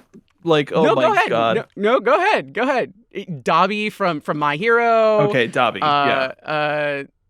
There's oh gosh. I can't believe He's it. Lee Xiaoran in Cardcaptor Clear Card. Hey. Tomoda in Fruits Basket. I'm trying to. The Titan in Show by Rock. Google him. Mordecai in Borderlands, and a bajillion other things. Champa in Dragon Ball. I can keep going. Somebody else take it away from me, please. Let's just keep Let's going. talk- Let's move on. Well, who else? Abel in Street Fighter. Yeah, Abel. That's what I was trying to remember what his name was. I was like, who's the Yeah, French yeah. suplexman? Sohei in Wolf Children. Okay, but like, who? What are we talking about? Why are we? Jason Liebrick. Let's move on. Please, yes, please talk about the Frankie family. Let's move I didn't know. on. I didn't know how deep we were going into the Hey, Galley Al, Law. take the ball, please. Okay, so during this Transition. fight, the Frankie house was destroyed. Like, that massive explosion was basically Frankie's hideout while he was off spending a ton of money elsewhere. And Frankie returns and decides that, based on almost no evidence, but it's a fair guess, that the Straw Hats were behind his house being destroyed because, he took all their money. And he's super pissed. The rest of his gang really wants him to take revenge. And I think we didn't talk about this, but like, Iceberg had an attempt on his life at some point. And so not only are the Straw Hats in trouble over just being associated with Robin, it's also assumed that because they showed up and Iceberg had an assassination attempt against him, that they're also responsible for that. So everybody's pissed at the Straw Hats at this point. Frankie ends up following the Straw Hats and shows off he has a bunch of crazy powers, like strong left, weapons left, strong right, weapons left. He's a cyborg. Like, his hand opens up, it's a gun. He can fire his Popeye forearm at somebody. It's attached to his body with a chain. Forearm, he Yeah. totally does. He Yeah. Well, dude, like we've talked about previously about the inspiration of this character, and having Popeye as an inspiration makes so much sense. Mm-hmm. Patrick Seitz does such a good job as Frankie. He's Popeye, but with Coca-Cola. Like, That's really it. It really is. He, at some point, they're at the Galley-La dry dock, essentially, having this big fight. Everybody, all the civilians are running away because, holy shit, it's Frankie. He's going to do something crazy. He, he gets a connector pipe, shoves it between his forearms, and, forms a little OK hand symbol, and fires a burst of air that just blows a ship away, into the sky. He just nice, and then Yeah. Basically, he's a lot. Frankie's a lot. Cool as hell. Super cool. I think eventually Sanji and Chopper leave a bunch of medicine and stuff for Usopp, but the way they reveal, all of this is converging while a storm is about to hit Water 7, which is devastating because it's a city full of canals, so any sort of storm is going to really mess things up. It's One Piece Italy. Yes, Venice or something. Correct. Yeah, no, you got it. You're good. I think that's the city. Usopp on like a ship anchored in the middle of this junk harbor, like would be in super danger. So Chopper and Sanji just have a very loud conversation talking about the storm, and then wander off, hoping he hears it. And Usopp's like, okay, and he ends up hiding his boat in a place that ends up being Frankie's secret hideaway. And there's a confrontation there where Frankie kicks the crap out of Usopp again, but kicks him into the water to tell him, hey, your ship's broken and it's never going to be fixed. And Usopp, like, underwater, drowning a little bit, sees all the cracks, and he's like, oh, this is terrible. Oof. Okay, just real quick, that the panels of Usopp under the water, seeing the broken spine of the ship is like when he closes his eyes, that panel is so painful because it's like everything that he has just gone through, the fighting with all of his like lifelong friends, like leaving the crew, everything that just happened. It's like finally coming to like face with like, bro, you were wrong. Like, we know you're grieving, but like it's kind of like realizing like, fuck. It's like, it's so, that panel like scars me. It's been years and it hurts. It's brutal. Like, and in the moment before that, Frankie just rips off a side of the ship, like casually. He's like, this ship is so broken, watch. It's just balsa wood at this point. And very, very sad. But I think after that, we cut to 22 years in the past. We meet Frankie as a blue-haired boy. Who could this be? As a punk teen named Cuddy Flam. He's riding around on a ship called the Battle Frankie 8, I guess. He built all by himself. It's this tiny ship with a giant musket thing on it. And oh my god, a Sea King shows up. It's huge, the size of a skyscraper. He shoots the gun at the Sea King. It does nothing. Sea King wrecks the boat, and he goes flying back into the junk shore, flying past a young iceberg. Both run away from the Sea King as it crashes into all the junk. Iceberg scolds Frankie for building ships of death, while Frankie says he would never use his ships to hurt people. Tom, okay, so let's talk about Tom. We meet Tom. He's a fishman. What kind of fishman is Tom? Pufferfish. He's a pufferfish? I think so. I don't remember. Well, yeah, because wasn't yeah, the train is named the Puffing Tom. Yeah, that would make sense. I always thought he was a bull shark because of his horns, but like the Puffing Tom thing, like he looks like a pufferfish. He's a big ball man with little legs. Always skips like ball man. He's a big ballman. He's a big ballman. A ballman. Saul Ballman. Saul Ballman. Ballman. Actually, I'm just gonna throw all of our things out of the water. Tom was a large cowfish fishman. Interesting. And that explains the horns. And we're all wrong.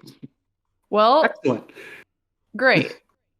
Anyway, let's sit in that for a moment. And so Tom, a big cross-out puffer fishman, cow fishman, laughs at them as they chastise each other and calls them home for dinner. Which means Frankie and Iceberg are former adopted bros. Something happened there. We'll find out. They get home, and their adopted mom we've met her at this point already, right? Kokoro? Yeah. I think we've met her, but we don't have a lot of context for who she is. In passing. They're just friends she wrote the introduction letter for the Straw Hat crew. They drinking buddies with Iceberg, but that's as far as we knew. Yeah, so we know Kokoro is she wears a hat like a conductor, and she drinks a lot. We don't know why. It's probably fine. We'll find out. There's a sumo frog bud named Yokozuna, who I love that character design. These are Tom's workers, the acclaimed shipwrights of Water 7. Talk around the table turns to where we are in history. Recently, Goldie Roger was executed. So we are at this point in One Piece history. Like, it's sad. Yes. Anyway, suddenly some Marines kick in the door and arrest Tom on charges of treason for building Goldie Roger's ship because he built the pirate ship that they just executed a guy for. Everybody associated with him's got to get their ass kicked. Tom goes quietly, and he's brought to a judicial ship docked in Water 7, and he won't apologize for building Roger's ship, and he's sentenced to be executed. Tom interrupts the judge and proposes making a sea train. So eventually, economic prosperity is what I promised Water 7, and the judge shook, raises an eyebrow. That's a good idea, Tom. Let's see what a sea train is on the trial. And that's apparently how you can get out of getting executed. Just offer economic prosperity. The end. Also, it's technically like social work, community service sort of a thing. It's not. Yeah. Doesn't seem completely out of the ordinary. And I mean, he didn't like.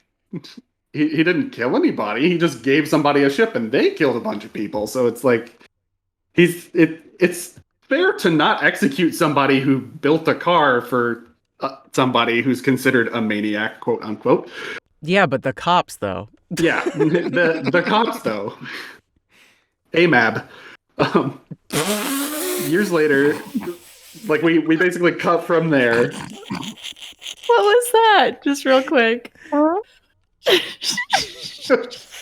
What happened? There was a fart noise. Part of the ship, part of the crew. Part of the crew. It's part of the podcast now. Okay. Wow. I heard that in HD. Keep going. Leave it in 4K. The years later, we got ahead. The trade exists. Everyone loves it, and by extension, they love Tom and Tom's workers. Frankie at this point is a teen, an angsty teen. He's built a fleet of battleships. Iceberg is super grumpy about it, and Tom is about to have his second sentencing hearing. Like, this is basically the trial's coming up, and everyone's expecting him to get acquitted for sure. He helped everybody. It's great. Iceberg is still scolding Frankie about his whole fleet and how it could be used to hurt people. Meanwhile, some hotshot CP9 loser named Spandam shows up with intel that Tom has the blueprints for Pluton, a super battleship that could overthrow the world government. Which is bad news for the world government, I suppose. But he hears about the trial and Tom about to be acquitted, so he starts a scheming. The day before the trial, everyone's excited about seeing Tom free, but Frankie's fleet of battleships appear and start bombarding the judicial ship that's just like parked waiting for the trial. We find out a bunch of CP9 goons stole the ships to frame Tom's workers for sinking the judicial ship. All this is happening while Frankie was like told to put on shorts. Don't go to the grocery store with your Speedo on. Put on a pair of shorts and get us some radishes or something. He watches all this happen and he runs to where the ships were parked. He gets there. Tom and Iceberg were already there, and they get attacked by the rest of the ships as they come back into that harbor. Tom ends up getting harpooned through the chest, like pierced straight through his bones, like out the back of him. It's a bad time. Frankie is super upset about it, and Iceberg says he will never forgive Frankie for making these weapons of death. So that's probably why they stopped talking to each other. Tom tells Iceberg to stop. People should never forsake their own creations. Ships on their own aren't inherently evil, is Tom's view of things. All three of them get arrested and brought to the dock where the judicial ship sank for a spontaneous trial. Spandam, a CP9 upper echelon sort of dude, accuses them of taking out the government ship. Frankie, pissed off, says, no, it was Spandam that did it. The crowd laughs at him. Frankie cries and forsakes his ships. And Tom, in that moment, breaks his handcuffs and punches Frankie as hard as he can into a bunch of barrels and says, do not forsake your children. I mean, boats, Frankie. He then punches Spandam in the face. Spandam. Tom leverages his acquittal from the previous crime to spare Frankie and Iceberg, and then is sentenced to life in prison in Impel Down, a prison where no one has ever escaped. That'll Dun dun dun. that'll come up later. Frankie now Really? super pissed. Who knows? Maybe not. It's just When we a go name. there, we're never getting out, apparently. That's the rules. Frankie now super pissed, breaks Spandam face with the butt of a rifle and flees for the junk coast as Iceberg and Kokoro stay behind. Kokoro develops a drinking problem. It's sad. Then back to present. Holy shit, Spandam is still alive, wearing a mankind mask to hold his busted face up together, running the CP9 operation in Water 7, and is currently in Enos lobby. This is all happening while CP9 has invaded Frankie's hideaway, and they're just wrecking the place up. I love the whole backstory where we meet kind of younger Frankie and Iceberg, just because they have like, as much as Iceberg does not want to be anywhere near Frankie, they have huge actual sibling energy, where it's just like the one brother, like, not hate, but just like cannot be bothered to be anywhere near the other brother, and just like that's just very real sibling energy to me. Siblings tend to hate each other's hobbies, and parents tend to enjoy like children that have hobbies because they leave them alone. So it's like waiting for all of that to culminate, and it ends in a sad place. Just the comparison to like the other siblings we have met so far in One Piece, like Luffy and Ace and Nami and Nojiko, and just seeing the kind of like, maybe they didn't always get along in like Nami's case, but you know, they're kind of like, but I love you. I love you. I love you, bro. I love you, sis. You're great. And then we actually see like real sibling energy, like very raw sibling energy, where it's like, I will never forgive you. And that's very real. That is incredibly real energy. I just want to take a minute to appreciate, and this has happened in pretty much every episode so far of Yayo Talk Show, but I just want to take a moment to appreciate whenever Al does a summary, if something is sad, Al will just say, I'll let you know. Sad. In case you didn't catch that. I don't want to cry, so it's sad. That's all I'll say about that. It's one of my favorite parts of doing this. Is just like, here it comes. I know it's gonna happen. It's like, and then it develops a drinking problem. It's sad. It's sad. The big brother and the little sister get separated. It's sad. It's sad. I mean, he's not wrong. No, it's just, I appreciate it. It's like Iconic. the emotional beat here. The emotional beat here. Sad. Cue tears. I've cried so much at this show. I just need to bookmark every moment where it happens. You're right. You're right. You're valid. You're absolutely valid. We're definitely like 2 episodes away from me crying on mic, but we'll get there. No. Oof. No. So guess what? What? We're What back. happened? We're back here, and we've got this whole reveal that it's like, what? CP9? It's been a whole thing the whole time, and you've got, Frankie and Usopp are already bested, and Frankie recognizes the voice of Spandam, and it's this whole like, oh, I got a grudge against this dude. He's still kicking. He's still here. He's still around. I figured he would have been, I don't know, busted up or, retired or who knows at this point. So what happens is they want Cuddy Flam, because Cuddy Flam's got this bit of information, and they have figured out that Frankie is Cuddy Flam. Go figure. Who would have guessed? What?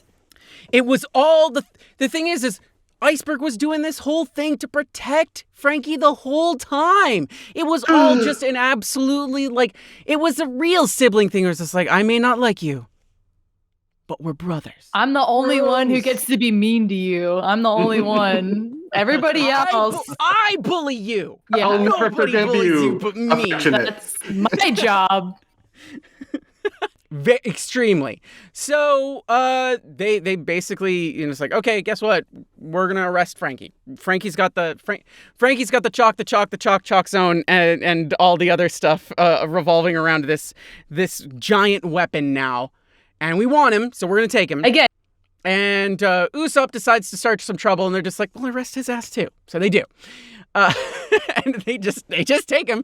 And I believe at this point, this is where we see this really heart-wrenching moment of CP9 just kind of being like, hey, you like this ship, right? No ship no more. And they kind of just like let it go. And there goes the Mary right into just gone. No ceremony, no big kerfuffle, no nothing. There it goes. No As more, if no you more didn't marriage. need a major reason to hate this group. That is a major reason to hate this group. Besides the fact that they're doing something mean to my wife, and I don't know what yet. Generally, you, not specific would have you. been We knew enough. that. It's They're of making course. sure that every single person who watches the show and for various reasons watches the show has a reason to hate these people before we get to fighting them. Right. Yeah. But then also they're doing something mean to my wife. They and I'm are? already mad. Yeah. When did this start? We find out that, like, very quickly, that it turns out that, guess what? Robin has been taken by CP9. Had been No. taken the whole time. No.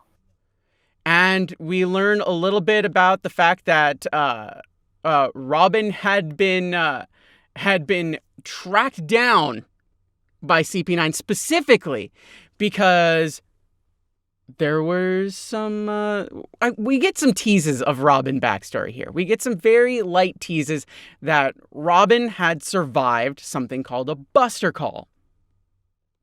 Hey, Buster. Ah, God. I'm gonna This is call important. you. We don't fully understand what the Buster call is quite yet. And we don't understand how impactful any of this is. But we just learned that Robin survived a Buster call, which means that the Marines want her back because of reasons. We'll figure it out later. Don't worry. And they're basically carting off a good portion of Straw Hat and friends to this place to be, essentially locked up and taken to either impel down, but specifically they have to go through one place first, which is this really big, like, through passageway, which is called Annie's Lobby. And that's where, now they're taking Frankie, they've got Robin, they've got Usopp, they're taking all these people and they're taking them all to this place called Annie's Lobby to be basically processed. It's basically taking you to the courthouse to get processed, essentially. But you never come back from that. You go to Annie's Lobby, you're never coming back because Annie's Lobby is a one-way ticket to Impel Down, which you don't get out of Impel Down either. It's a double no-way ticket. It's no way back ticket, and then they give you a ticket to a place that you can't even get back to the place you got back from. So it's all just mind games. Why would you give me this ticket if I can't? Why? Here's a ticket. You can use it once, but you can't use it again. But here's this other ticket. You can use that once, but you can't even go back to the place that you just came from, which is the place you would like to get back to, because then maybe you'll be able to get back to the place that you really wanted to be, if that isn't confusing enough. No, This thank court you. system is so complicated. I don't want these tickets. Don't hand me anything. And now Iceberg has revealed this to the rest of the Straw Hats while Sanji is out, like, kind of. Sanji's hasn't been with the crew for quite some time at this point. Sanji and Chopper have this, like, moment with Robin, and Robin's just like, well, I'm not coming back with you. And Sanji's just like, hey, Chopper, go back to the rest of the folks, and I'm gonna see what I can do here. So Chopper goes back to the rest of the crew, and this is pre-Frankie backstory time.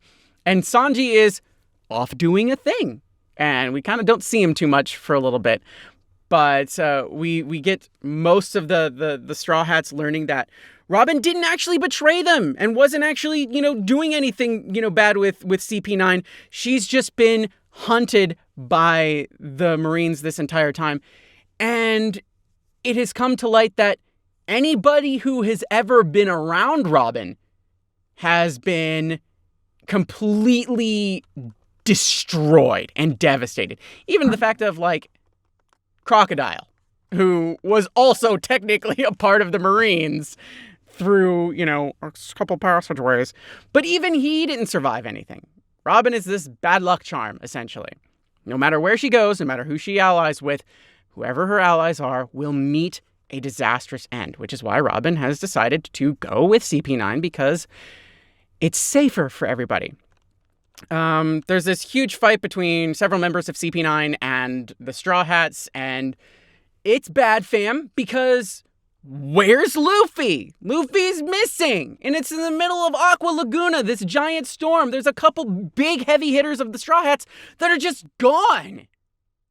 No, Luffy's been stuck in the middle of a building, and Zoro's stuck in a chimney, and Sanji is Makes out sense. Sanjiing.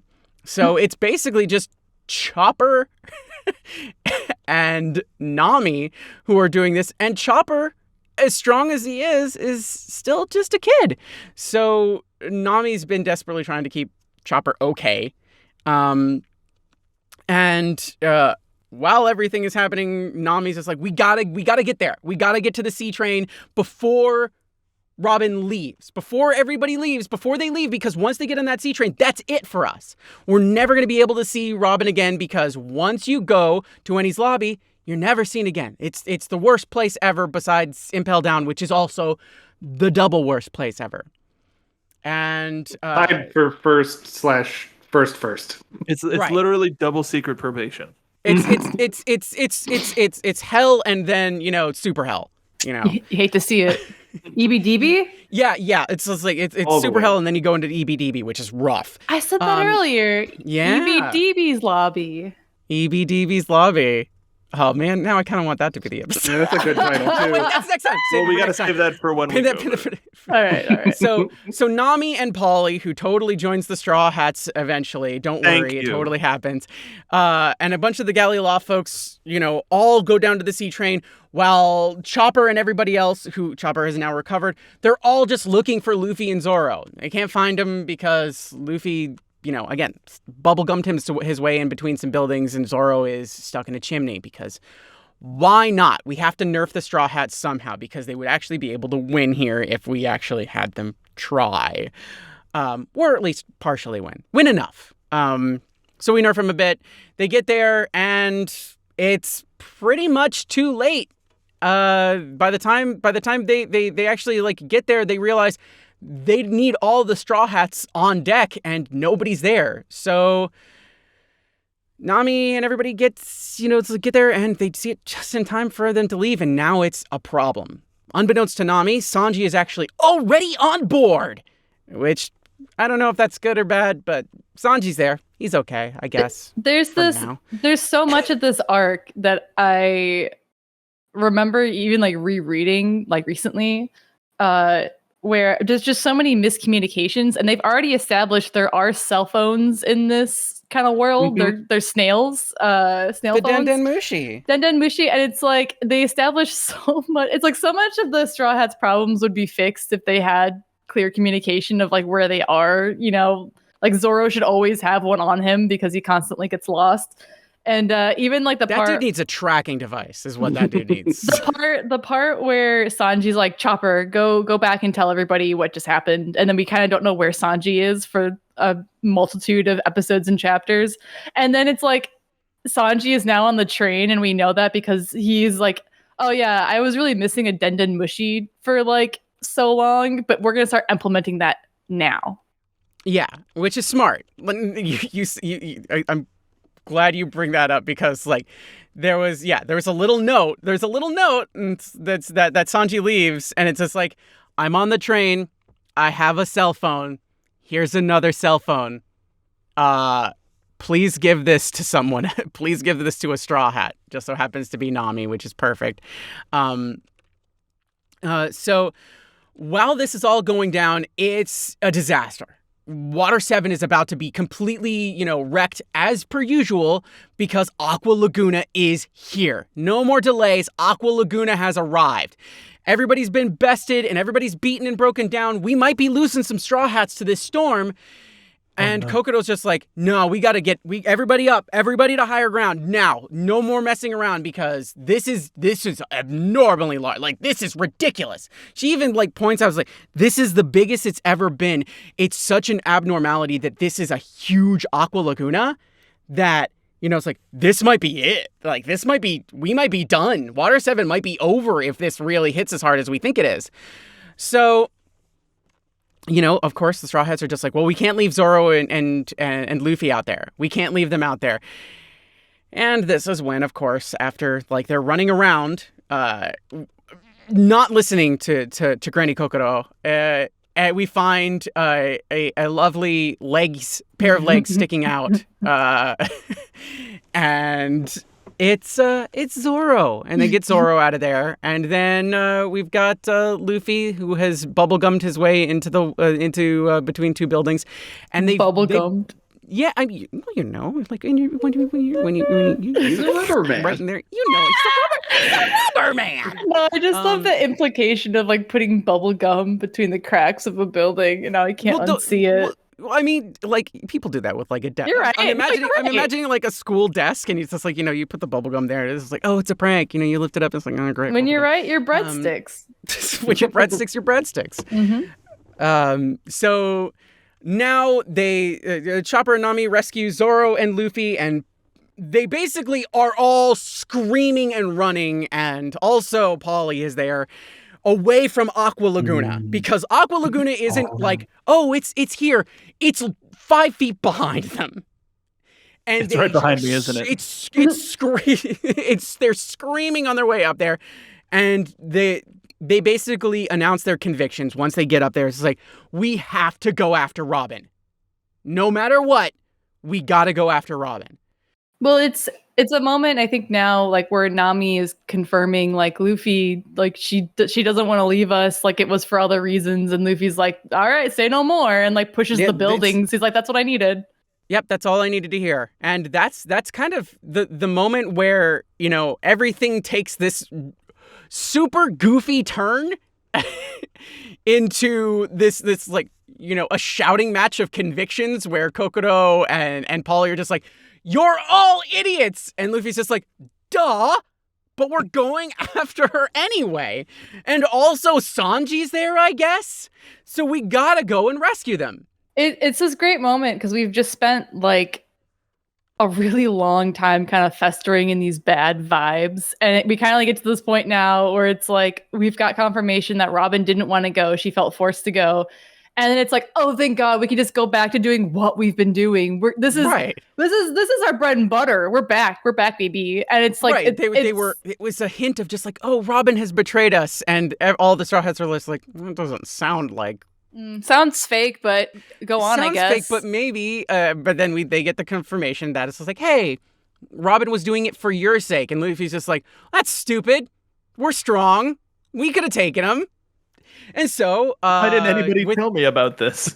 Yeah, we could have solved this with punching, and that would have been faster. So now they basically have to go after the Puffing Tom, which is this train. They gotta pick up Robin. They gotta go get Robin. And Sanji, I guess. Explain sea trains.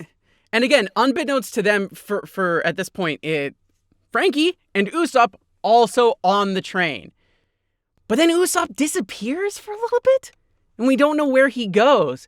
After like dealing with a series of unfortunate events on the Puffing Tom, and this other character jumps in, and it seems like it's almost like super Usopp, just like everything Usopp wants to be as a person, but couldn't possibly be. Say his name, Kdin.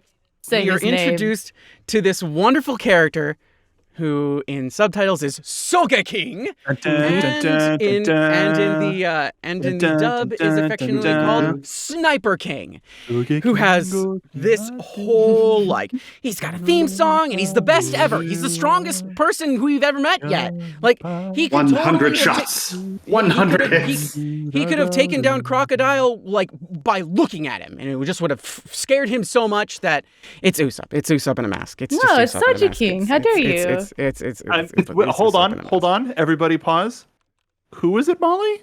Soja King? Soja King? Soja King? Soda King. Soda King. No, that's I mean, that's Soja King. Like Marine Ford, I'll take, but Soja King? Come on. Anywho. So Usopp has donned the mask and created this thing called the Kabuto. And it's basically this really big slingshot. Like his aesthetic and his things have not changed. It's a giant slingshot. It's big. He also put a dial in the pouch to make each individual shot that much more impactful.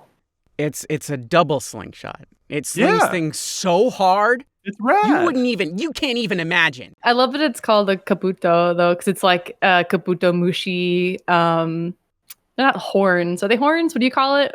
The like it sticks out their forehead and they can like flip other beetles. Like a rhino Yeah. beetle, horn beetle. Yeah. It's like I love that it's like kabuto because it's like the Kabuto. horn part of a beetle, and especially because like there's so many parts in One Piece where the boys are like, check out this sick bug. Bugs are cool, and it's just like, oh, sick, like a Hercules Atlas beetle, whatever. They're just like sick. It's like, oh, sick. This guy's cool.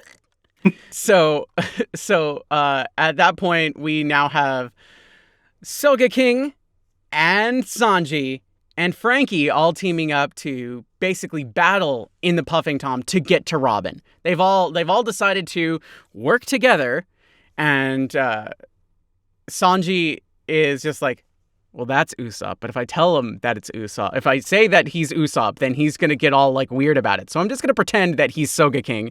And Frankie's just like, dude, you're an idiot. But all right. I like those vibes. Let's rock. At the same time, Granny Kokoro has sided with the Straw Hats finally. They have made their case, and she's just like, okay, I just needed to hear that you are completely ready to risk your lives going after your friends. We have a second train. And enter the Rocket Man. Literally one of the coolest things ever. It's this shark-looking steel-engineered train that was the prototype for the Puffing Tom. But it was the prototype, and they never really finished it. It doesn't have brakes. It's too fast. It just goes. It is the fastest thing ever. So one thing I forgot to mention during the Frankie arc, sorry to cut you off, Kdin. No, please. But for just a moment, is that these trains are basically invincible. Like, when Tom is a very good engineer, so everything he makes, like he made Goldie Roger's ship. This guy knows what he's doing. Like, the Puffing Tom was his masterwork before he died, and Frankie was so broken up about it. Like, one of the last acts we see in his flashback is that he's standing on the rails with a cannon trying to shoot the train, and the train runs him over. And so we can assume from that, that's why he became a cyborg. It's like, these things are serious business, and this is the double serious business version of the Puffing Tom. This is the there's no brakes on the fandom train version of the Puffing Tom. It's literally the One Piece hype train, quite specifically. So everybody gets on Rocket Man. I don't think they necessarily tell Nami that last part. Luffy already just kind of agrees and doesn't tell everybody all of the information about this. And once everybody gets on board, and it's like we've now teamed up with the Frankie family and the remainder of Galley Law, who turned out not to be CP9, versus the actual ones who were actually CP9 in disguise. Shock. Including not Usopp and Jason Liebeck, who turn out to be CP9 agents, but not everybody's new favorite Straw Hat member. No. Guess Polly? what? We're talking about Polly? Polly's been a good guy the whole time. So now the Frankie family, the remainder of Galley Law, the remainder of Tom's family, and the remainder of the Straw Hats all jump into this like literal train with some, like, they attach another ship behind it to take the rest of the Frankie family, and it's Steam just powered chaos. death machine. It is literally the most ridiculous thing ever, and they have to like push there's so much like action here to get this train on the tracks, because it can be not on the tracks for a while, but eventually it's going to need to be on these tracks. Otherwise, they're going to lose to Aqua Laguna. So they, it's like through a series of really cool events that are much cooler to watch than to describe. Please watch One Piece. They end up getting the Rocket Man on the tracks. And they are now heading super fast. Just ridiculous speeds. It's like the boost tracks in Mario Kart, but Yeah. a road made out of solid boost tracks. it's hitting the X button in Sonic Unleashed during the Sonic daytime levels where Would you not the would you call it a No, not bullet the train? Yes. Shoot. well, that's the end of the episode. All right. Talking about One Piece. So it's I mean, there's a series of different fights that happen on side of the Puffing Tom. The Rocket Man is now linked up to the tracks, and they are on their way to Annie's lobby. And there is the last major big wave that is coming towards Rocket Man. So of course Luffy and Zoro team up to do a combo attack, which I love that they started implementing combo attacks at this point because they really needed to, and it's really cool to see everybody like realize we can actually link up your thing with my thing and make a cooler thing happen. So they do the Gum Gum 300-pound cannon, which blasts a full-on tunnel through this gigantic wave, like miles long wave, and they just clear blast a hole through it, which is really cool. It's just very neat. Love it.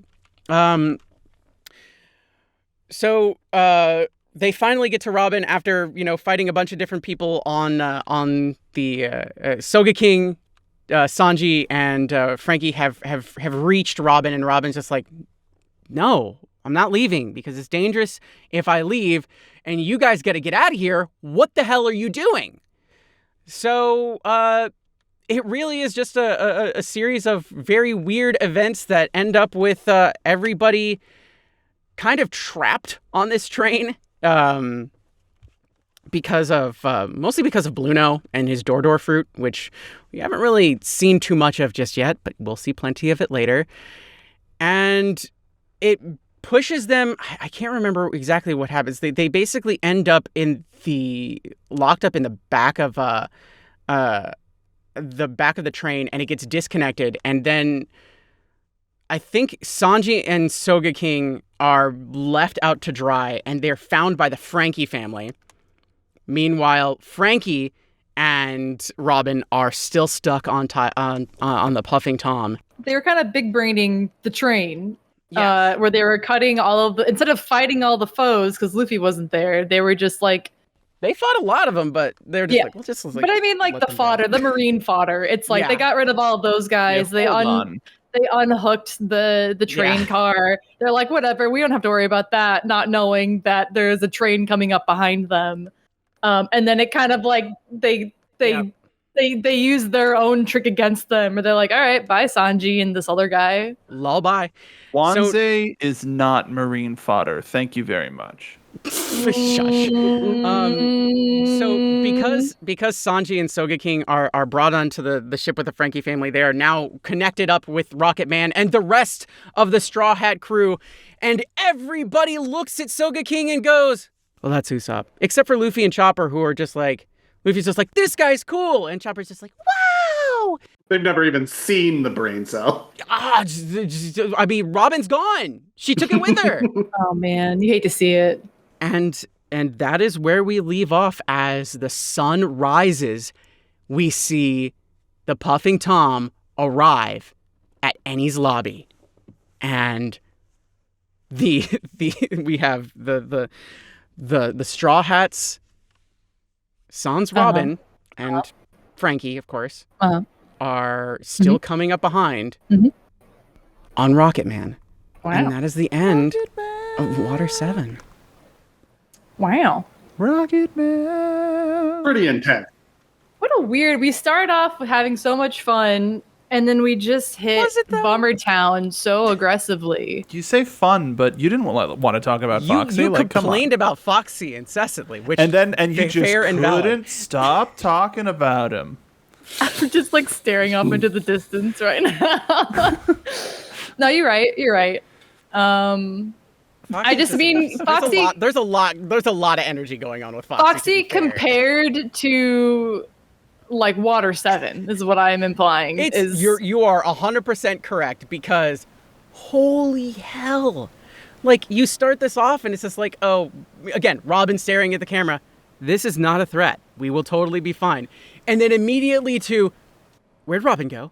What happened to Robin? And then just like, she took the brain cell. What do you mean? What do you mean the brain cell's gone? We only have need it one. back. We only got the one. You're like, well, This is where I would put the brain cell if I had one. this is honestly, that's like the best. That's the best way to describe, because like a little teaser, what we're going into is basically everything the Straw Hats do. It's like, well, fuck you. You have the brain cell, so we're gonna do whatever we want. And that is, I feel like, in my head, is the best way to sum what we're about to talk about in the future. Yep.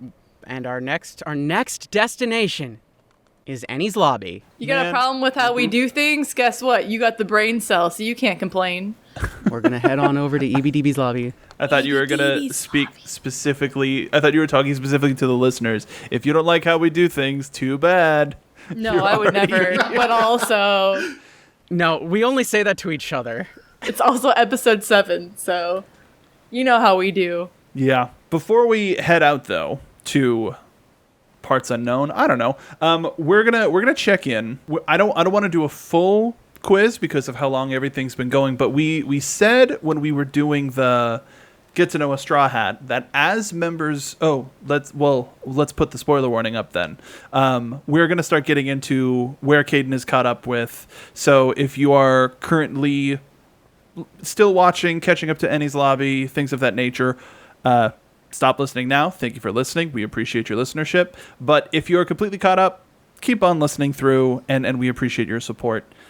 Last warning. Spoilers. So as we had stated previously, anytime a new member of the crew joins, we're going to go back and ask those questions that we had asked before. And because we're still kind of early on with that, and Kdin just flipping blew all the way through to Brooke, we're going to catch up with 2 simple questions about Brooke. Now, the first get to know a Straw Hat that we did was how old each of the crew members were. So, for Brooke, technically has 2 ages. It's easy to determine one when you know the other. So we're going to say, at the time of Brooke's first death, how old was Brooke? And Oh hell! Come on. Like when he died? when he died, how old was he? Because we know that it's this plus 50 is his technically his current age, or his age when he debuted. So Okay. how old was Brooke when he first debuted? Does anybody want to go first?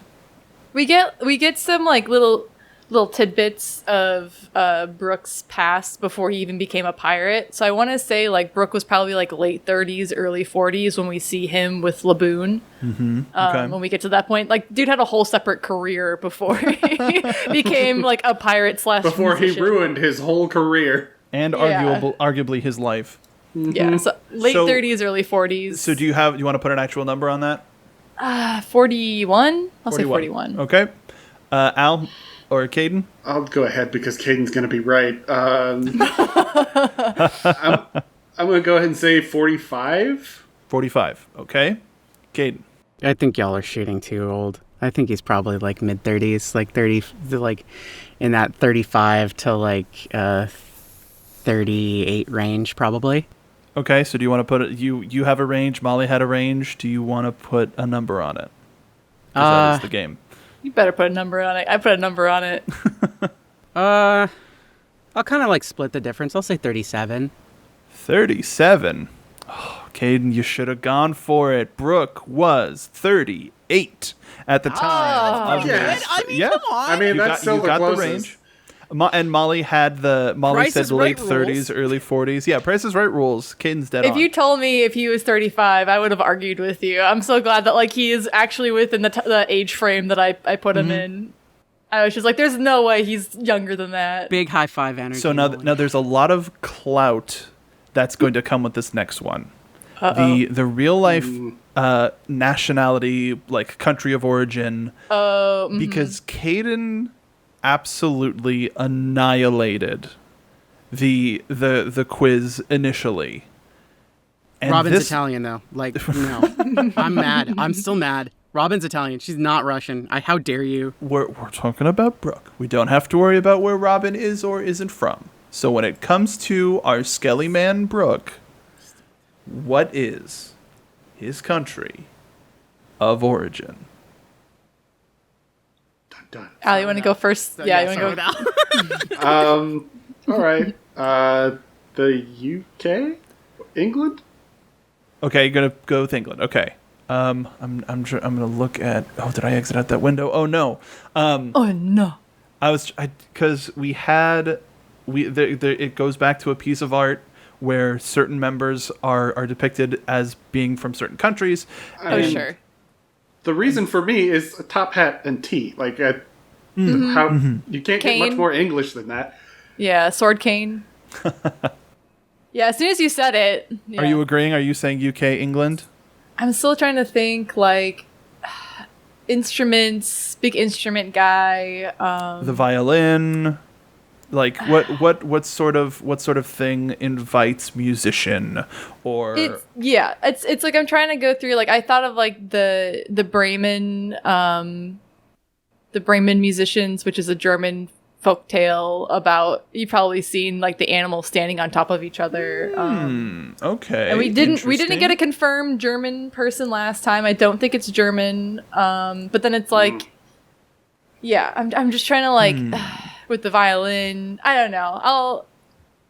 I wasn't right most of the time at the last quiz, but I really am. I want to lean in with Al on England because of the more of the visual motif. Okay. Kdin. Oh, because I'm gonna warn you all again. When have they ever really looked like where they're supposed to be, quote unquote, supposed to be from? Nami. Fair. Nami? You feel like Nami? You feel like Nami? I guess Nami a little Wasn't bit. that was how you got your answer? Was her orange hair? Yeah, Nami and Zoro are probably like the obvious ones, but like the rest of them, like Well, Sanji, France. Luffy. It's because he's a cook. That's So, it. Like, okay. It's like other Think countries about cook that. things, and French food isn't even Take that that great. into account. There is Whoa. an entire Sanji argument that I cannot have right now. And Oh, yeah. When we get there, I will have it. So I'm laying it out flat right now. All French right, food ain't even but- that good. But Brooke, Kdin, but Brooke. Molly, you were kind of like talking about stuff, and I'm just like, no, I think Molly's probably closer to being correct. And then you said, but I'm siding with Al, and I'm just like, But the Okay, top that's hat a- and the sword cane and the tea. yeah, but that's Not costume design. Think more of like actions and what they represent and things of that nature. well, also like musicians, 60s England mod style. yeah, Not but bad. that doesn't. Again, that's. I'm gonna use Molly's initial feeling. Don't you and do I'm gonna it. go with that. I'm gonna say that he is probably Germany, probably from Germany. I feel like the only other thing I would think is maybe Austria, because that's a lot of Yeah. like where the old musicians were born. That Austria, Germany, like that whole region or Mozart. area, probably. So- yeah, no, Piano. yeah. Okay. So Let's hammer these out. Molly, are you sticking with England or are you changing? I'll just say Austria to play the Okay. field. Kdin, are you saying Germany? Are you saying like what's I'm a. No, Molly made a I'm good a point B. there. I'm gonna go Austria too. okay? Al? I'm gonna stick with England, and I feel Ooh. dumb, but I'm doing it. I'm so happy I was muted Oh, when Molly said Austria, because it's Austria. yeah! Because Hooray! as you mentioned, one of the most famous musicians in the world, Wolfgang Amadeus Mozart, is Austrian, and he, as a child, he was competent on the keyboard and the violin, which, oh my god! But Kate maintains her perfect score. When it comes To be nationality. fair, Molly making that last comment swayed me to Austria. I was going Germany, but that's again because like a lot of that's. I mean, that's the whole like. It's like, oh yes, most people look at history and it's like, oh yes, Mozart was European somewhere. It's just like, yeah, but like, it's like, let's drag that in a little bit. It's not quite just, it's like, oh, European, probably from the UK. It's like, wrong. Not everything where everyone was from the UK or France. There are he's in other mod European style. countries. He's like an allegory for Jimi Hendrix in my mind. So like Jimi Hendrix had a whole England tour. He's representative of the old world, whether that's the key there. It's the fact that he's not from now. If he was like a young person who died and turned into a skeleton, I would agree with you.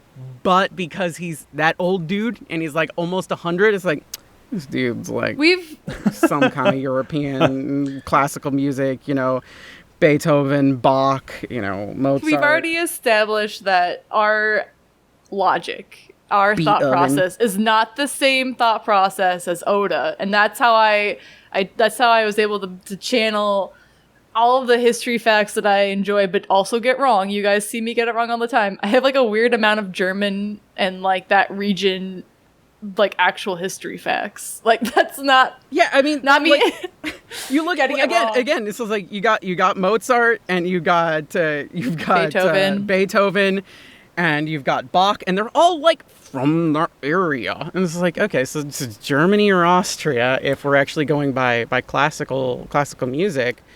I mean, not to say that other places didn't, but like those are the big names. So you were right. You were on the right track, and I think I have 0 points total out of all of these.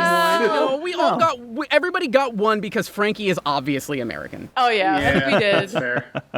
But that's going to do it for this edition of Get to Know a Straw Hat because of how long the show has been running. But we can't have a show without Kdin's Wild Theory Corner.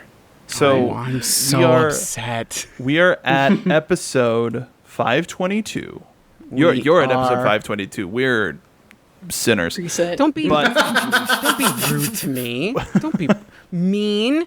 No. I called us sinners. I'll get into spoiler chat one day. I'll make it. Never. You're not gonna like it. It's a lot of Buggy Boys, Kdin. You don't. And a lot of like, man, I forgot how much I hated this person. Yeah. But with that, even more so with spoiler territory, if you are not anywhere close to 522, y'all best turn around. Y'all better be turning around. So, oh my gosh. I'll try and make this quick. We just got through some really rough stuff, and the Straw Hats are finally back together after 2 years, and everybody's kind of like beefed up their game and everything like that, and we're finally,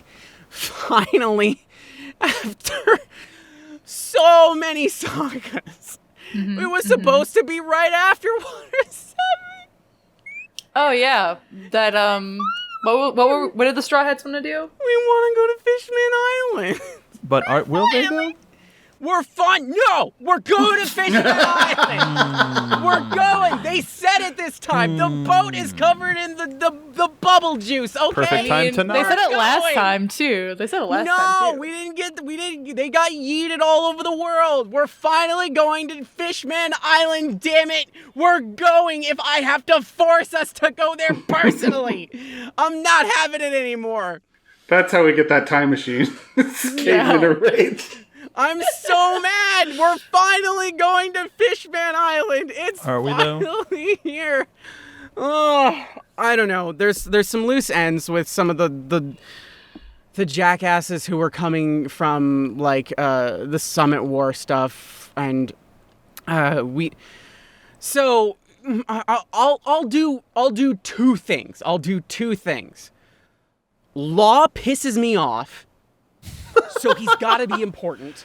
And I don't know what, why, or how, but that man in his mushroom hat, it's gonna come back. He's gonna be important because he's the one that they focused most on of these jerks who just showed up at Sabaody Archipelago in the first place.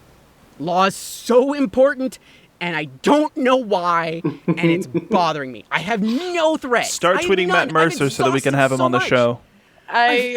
I'm out of threads, fam. I'm so desperate for something to happen because we spent so much time tying up loose ends, and a lot of things happened, and a lot of things that I was right about, and now I'm just like, okay, now what?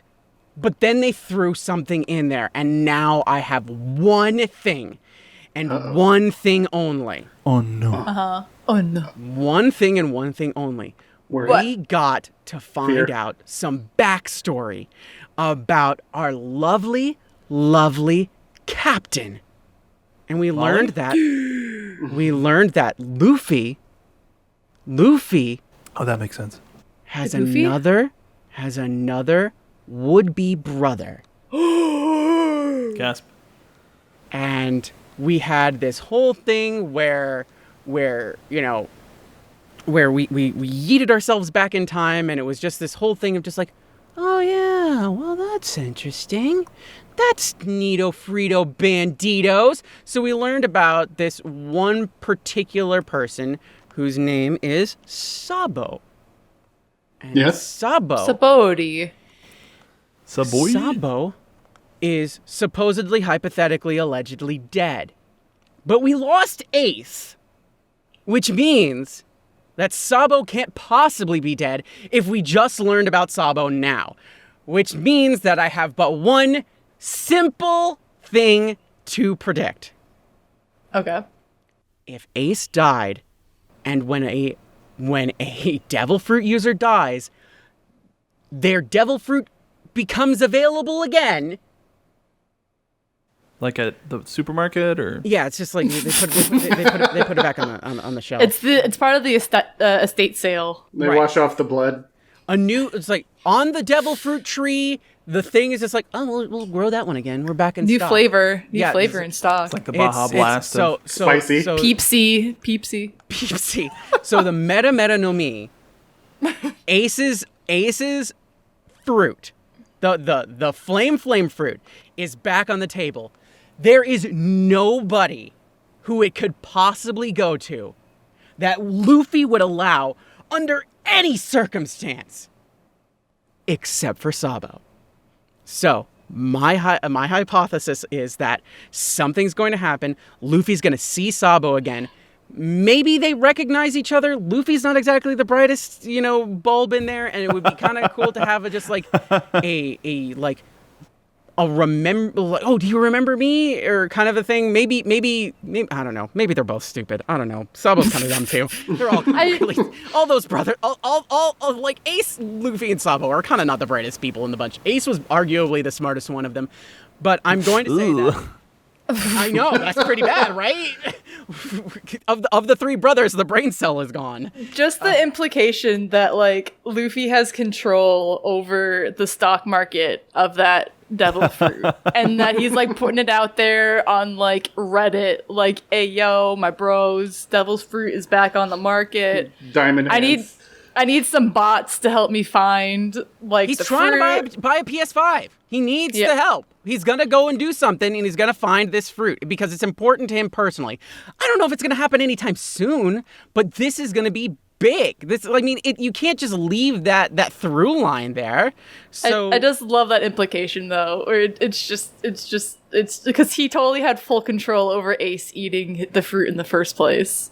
This steampunk nerd lord who decided to jump at he literally is just like, I'm going to base my entire aesthetic off of steampunk things that I can buy on Etsy. This cravat wearing bitch ass 6-year-old. This punk with an ascot, and it's just like he's this like disenfranchised, rich kid who ran away from home and wanted to join up and, fight and become a pirate. Well, actually, that's a little bit, never mind. I'm not a good. Dude is embarrassed to be part of the 1%. I take back the nerd lord part because, anyway, for various reasons. Someone's looking into a mirror. Okay, shut up. How frowning. dare you? Wow. Mean. Rude. How dare you? We are all nerd lords here. Let's be clear. Kane, you would look really nice in a top hat, though. I'll just say that. Oh, don't associate me with the. Well, okay, so I understand your prediction. Oh, I but can't even the whole thing. It's my so only annoying. question, Kdin, is like everybody's backstory has a tragic death in it, and No, it doesn't. why? Yeah, it does. No, it doesn't. Kuina, Usopp's mom, Nami's mom, Jaguar D. Sol, Dr. Hillaluk. Every Straw Hat member has a flashback with a tragic Tom that we just talked about. Every Straw Hat has something with a tragic death in it, and this is the one. About? No, I'm gonna tell you. You're completely Brooke's wrong. entire crew died. Yeah, every member of the Mark, we don't know Molly, Sanji, come we don't know on. Sanji's yet. What are you talking about? Come on. My question that I'm asking is Paulie didn't have anybody in his past die. Oh yeah. because we haven't right. gotten his backstory yet. But Spoiler, my question is, like, we have all of this established lore of we learn the backstory of a character and somebody dies in it. What is it about this character that makes you think that it would be flipped on its ear? You really want me to tell you why I think that this character can't Aside possibly from be main dead right character Yes, lol. this is the wild theorist corner. Of course we well, want you. Then here's the most obvious answer. We just learned about him 10 minutes ago. Of course he's not dead. Well, we learned about Tom 10 minutes ago and he died. We learned about but Tom Usopp's isn't mom. directly We related learned to about the main character. So that's what I said. That was what I was asking. Is it anything other than main character lol? We just lost Ace. There's no way that both of these other brothers of Luffy are Other brothers. anyway. There's no way. There's no way. Implies there's another brother. Oh, who knows? Otro brotros. Turns out Luffy's mom is actually, I don't know, a legendary creature, like also a fish person that's also a unicorn and is made out of magic and is actually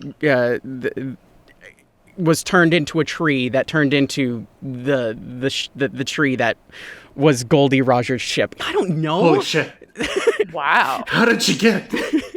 She's clearly on the tag. She knows. Listen. The point is that Sabo is absolutely 100% alive. I don't know where Sabo is. Sabo probably it's like knowing how One Piece is probably stuck to the through line. Even if Sabo, like did the whole stupid trope of I lost my memory, he has enough of a heart that he would stick to his path to fight against the Marines and fight against where he came from, which is a bunch of rich elitist assholes who nobody likes anyway.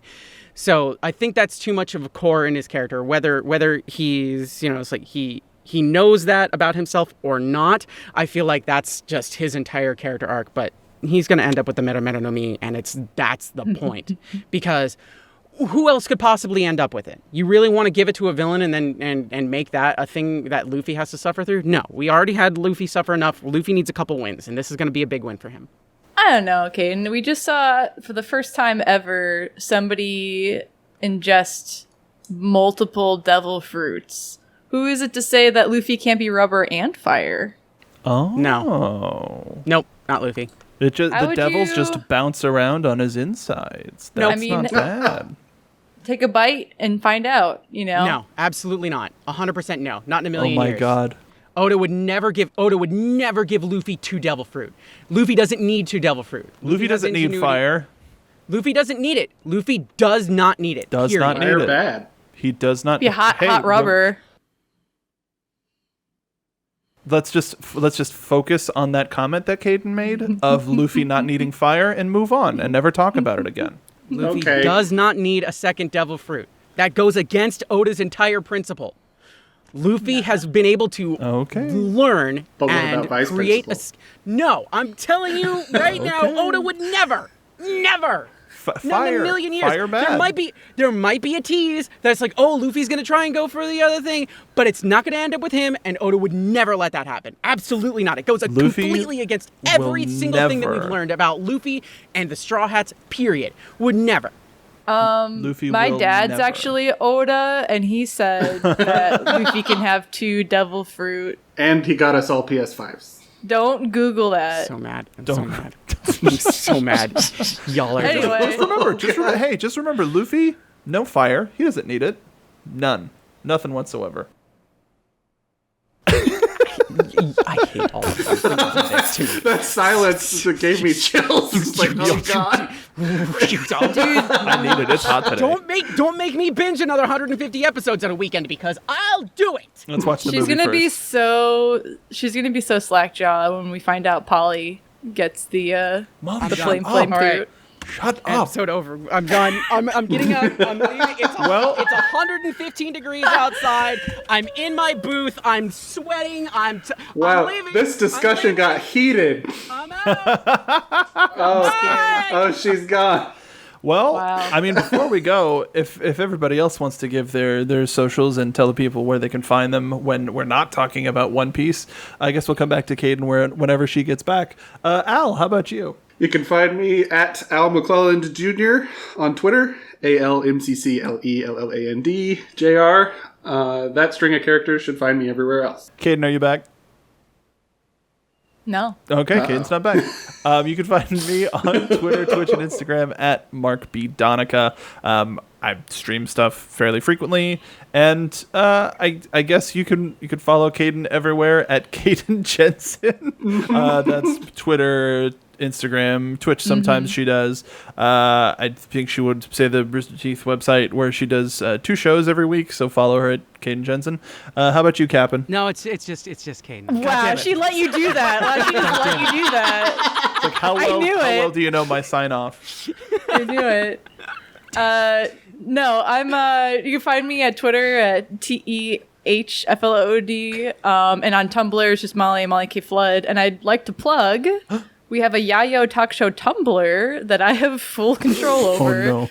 And if you would like to see One Piece funnies, One Piece memes, One Piece fan art, if you just want One Piece on your feed on Tumblr, you should follow our account because I go on very long reblog binges, and through the crevice of old One Piece, I have cracked open and it all follows the releases of our episodes. As soon as I get no spoilers. As soon as I get to a spoilers. point, then we're able to reblog stuff from that. So if you're following along with the rest of the show and following us along on this journey, or going through this again with us for the second time or third time or 10th time or whatever, then you can follow Yayo Talk Show on Tumblr and revisit the good days of before the time skip, or Romance Dawn.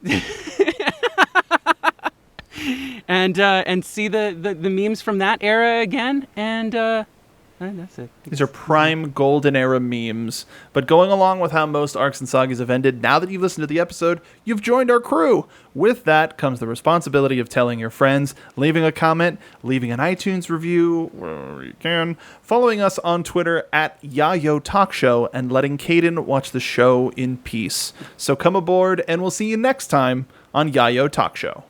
Talking about One Piece.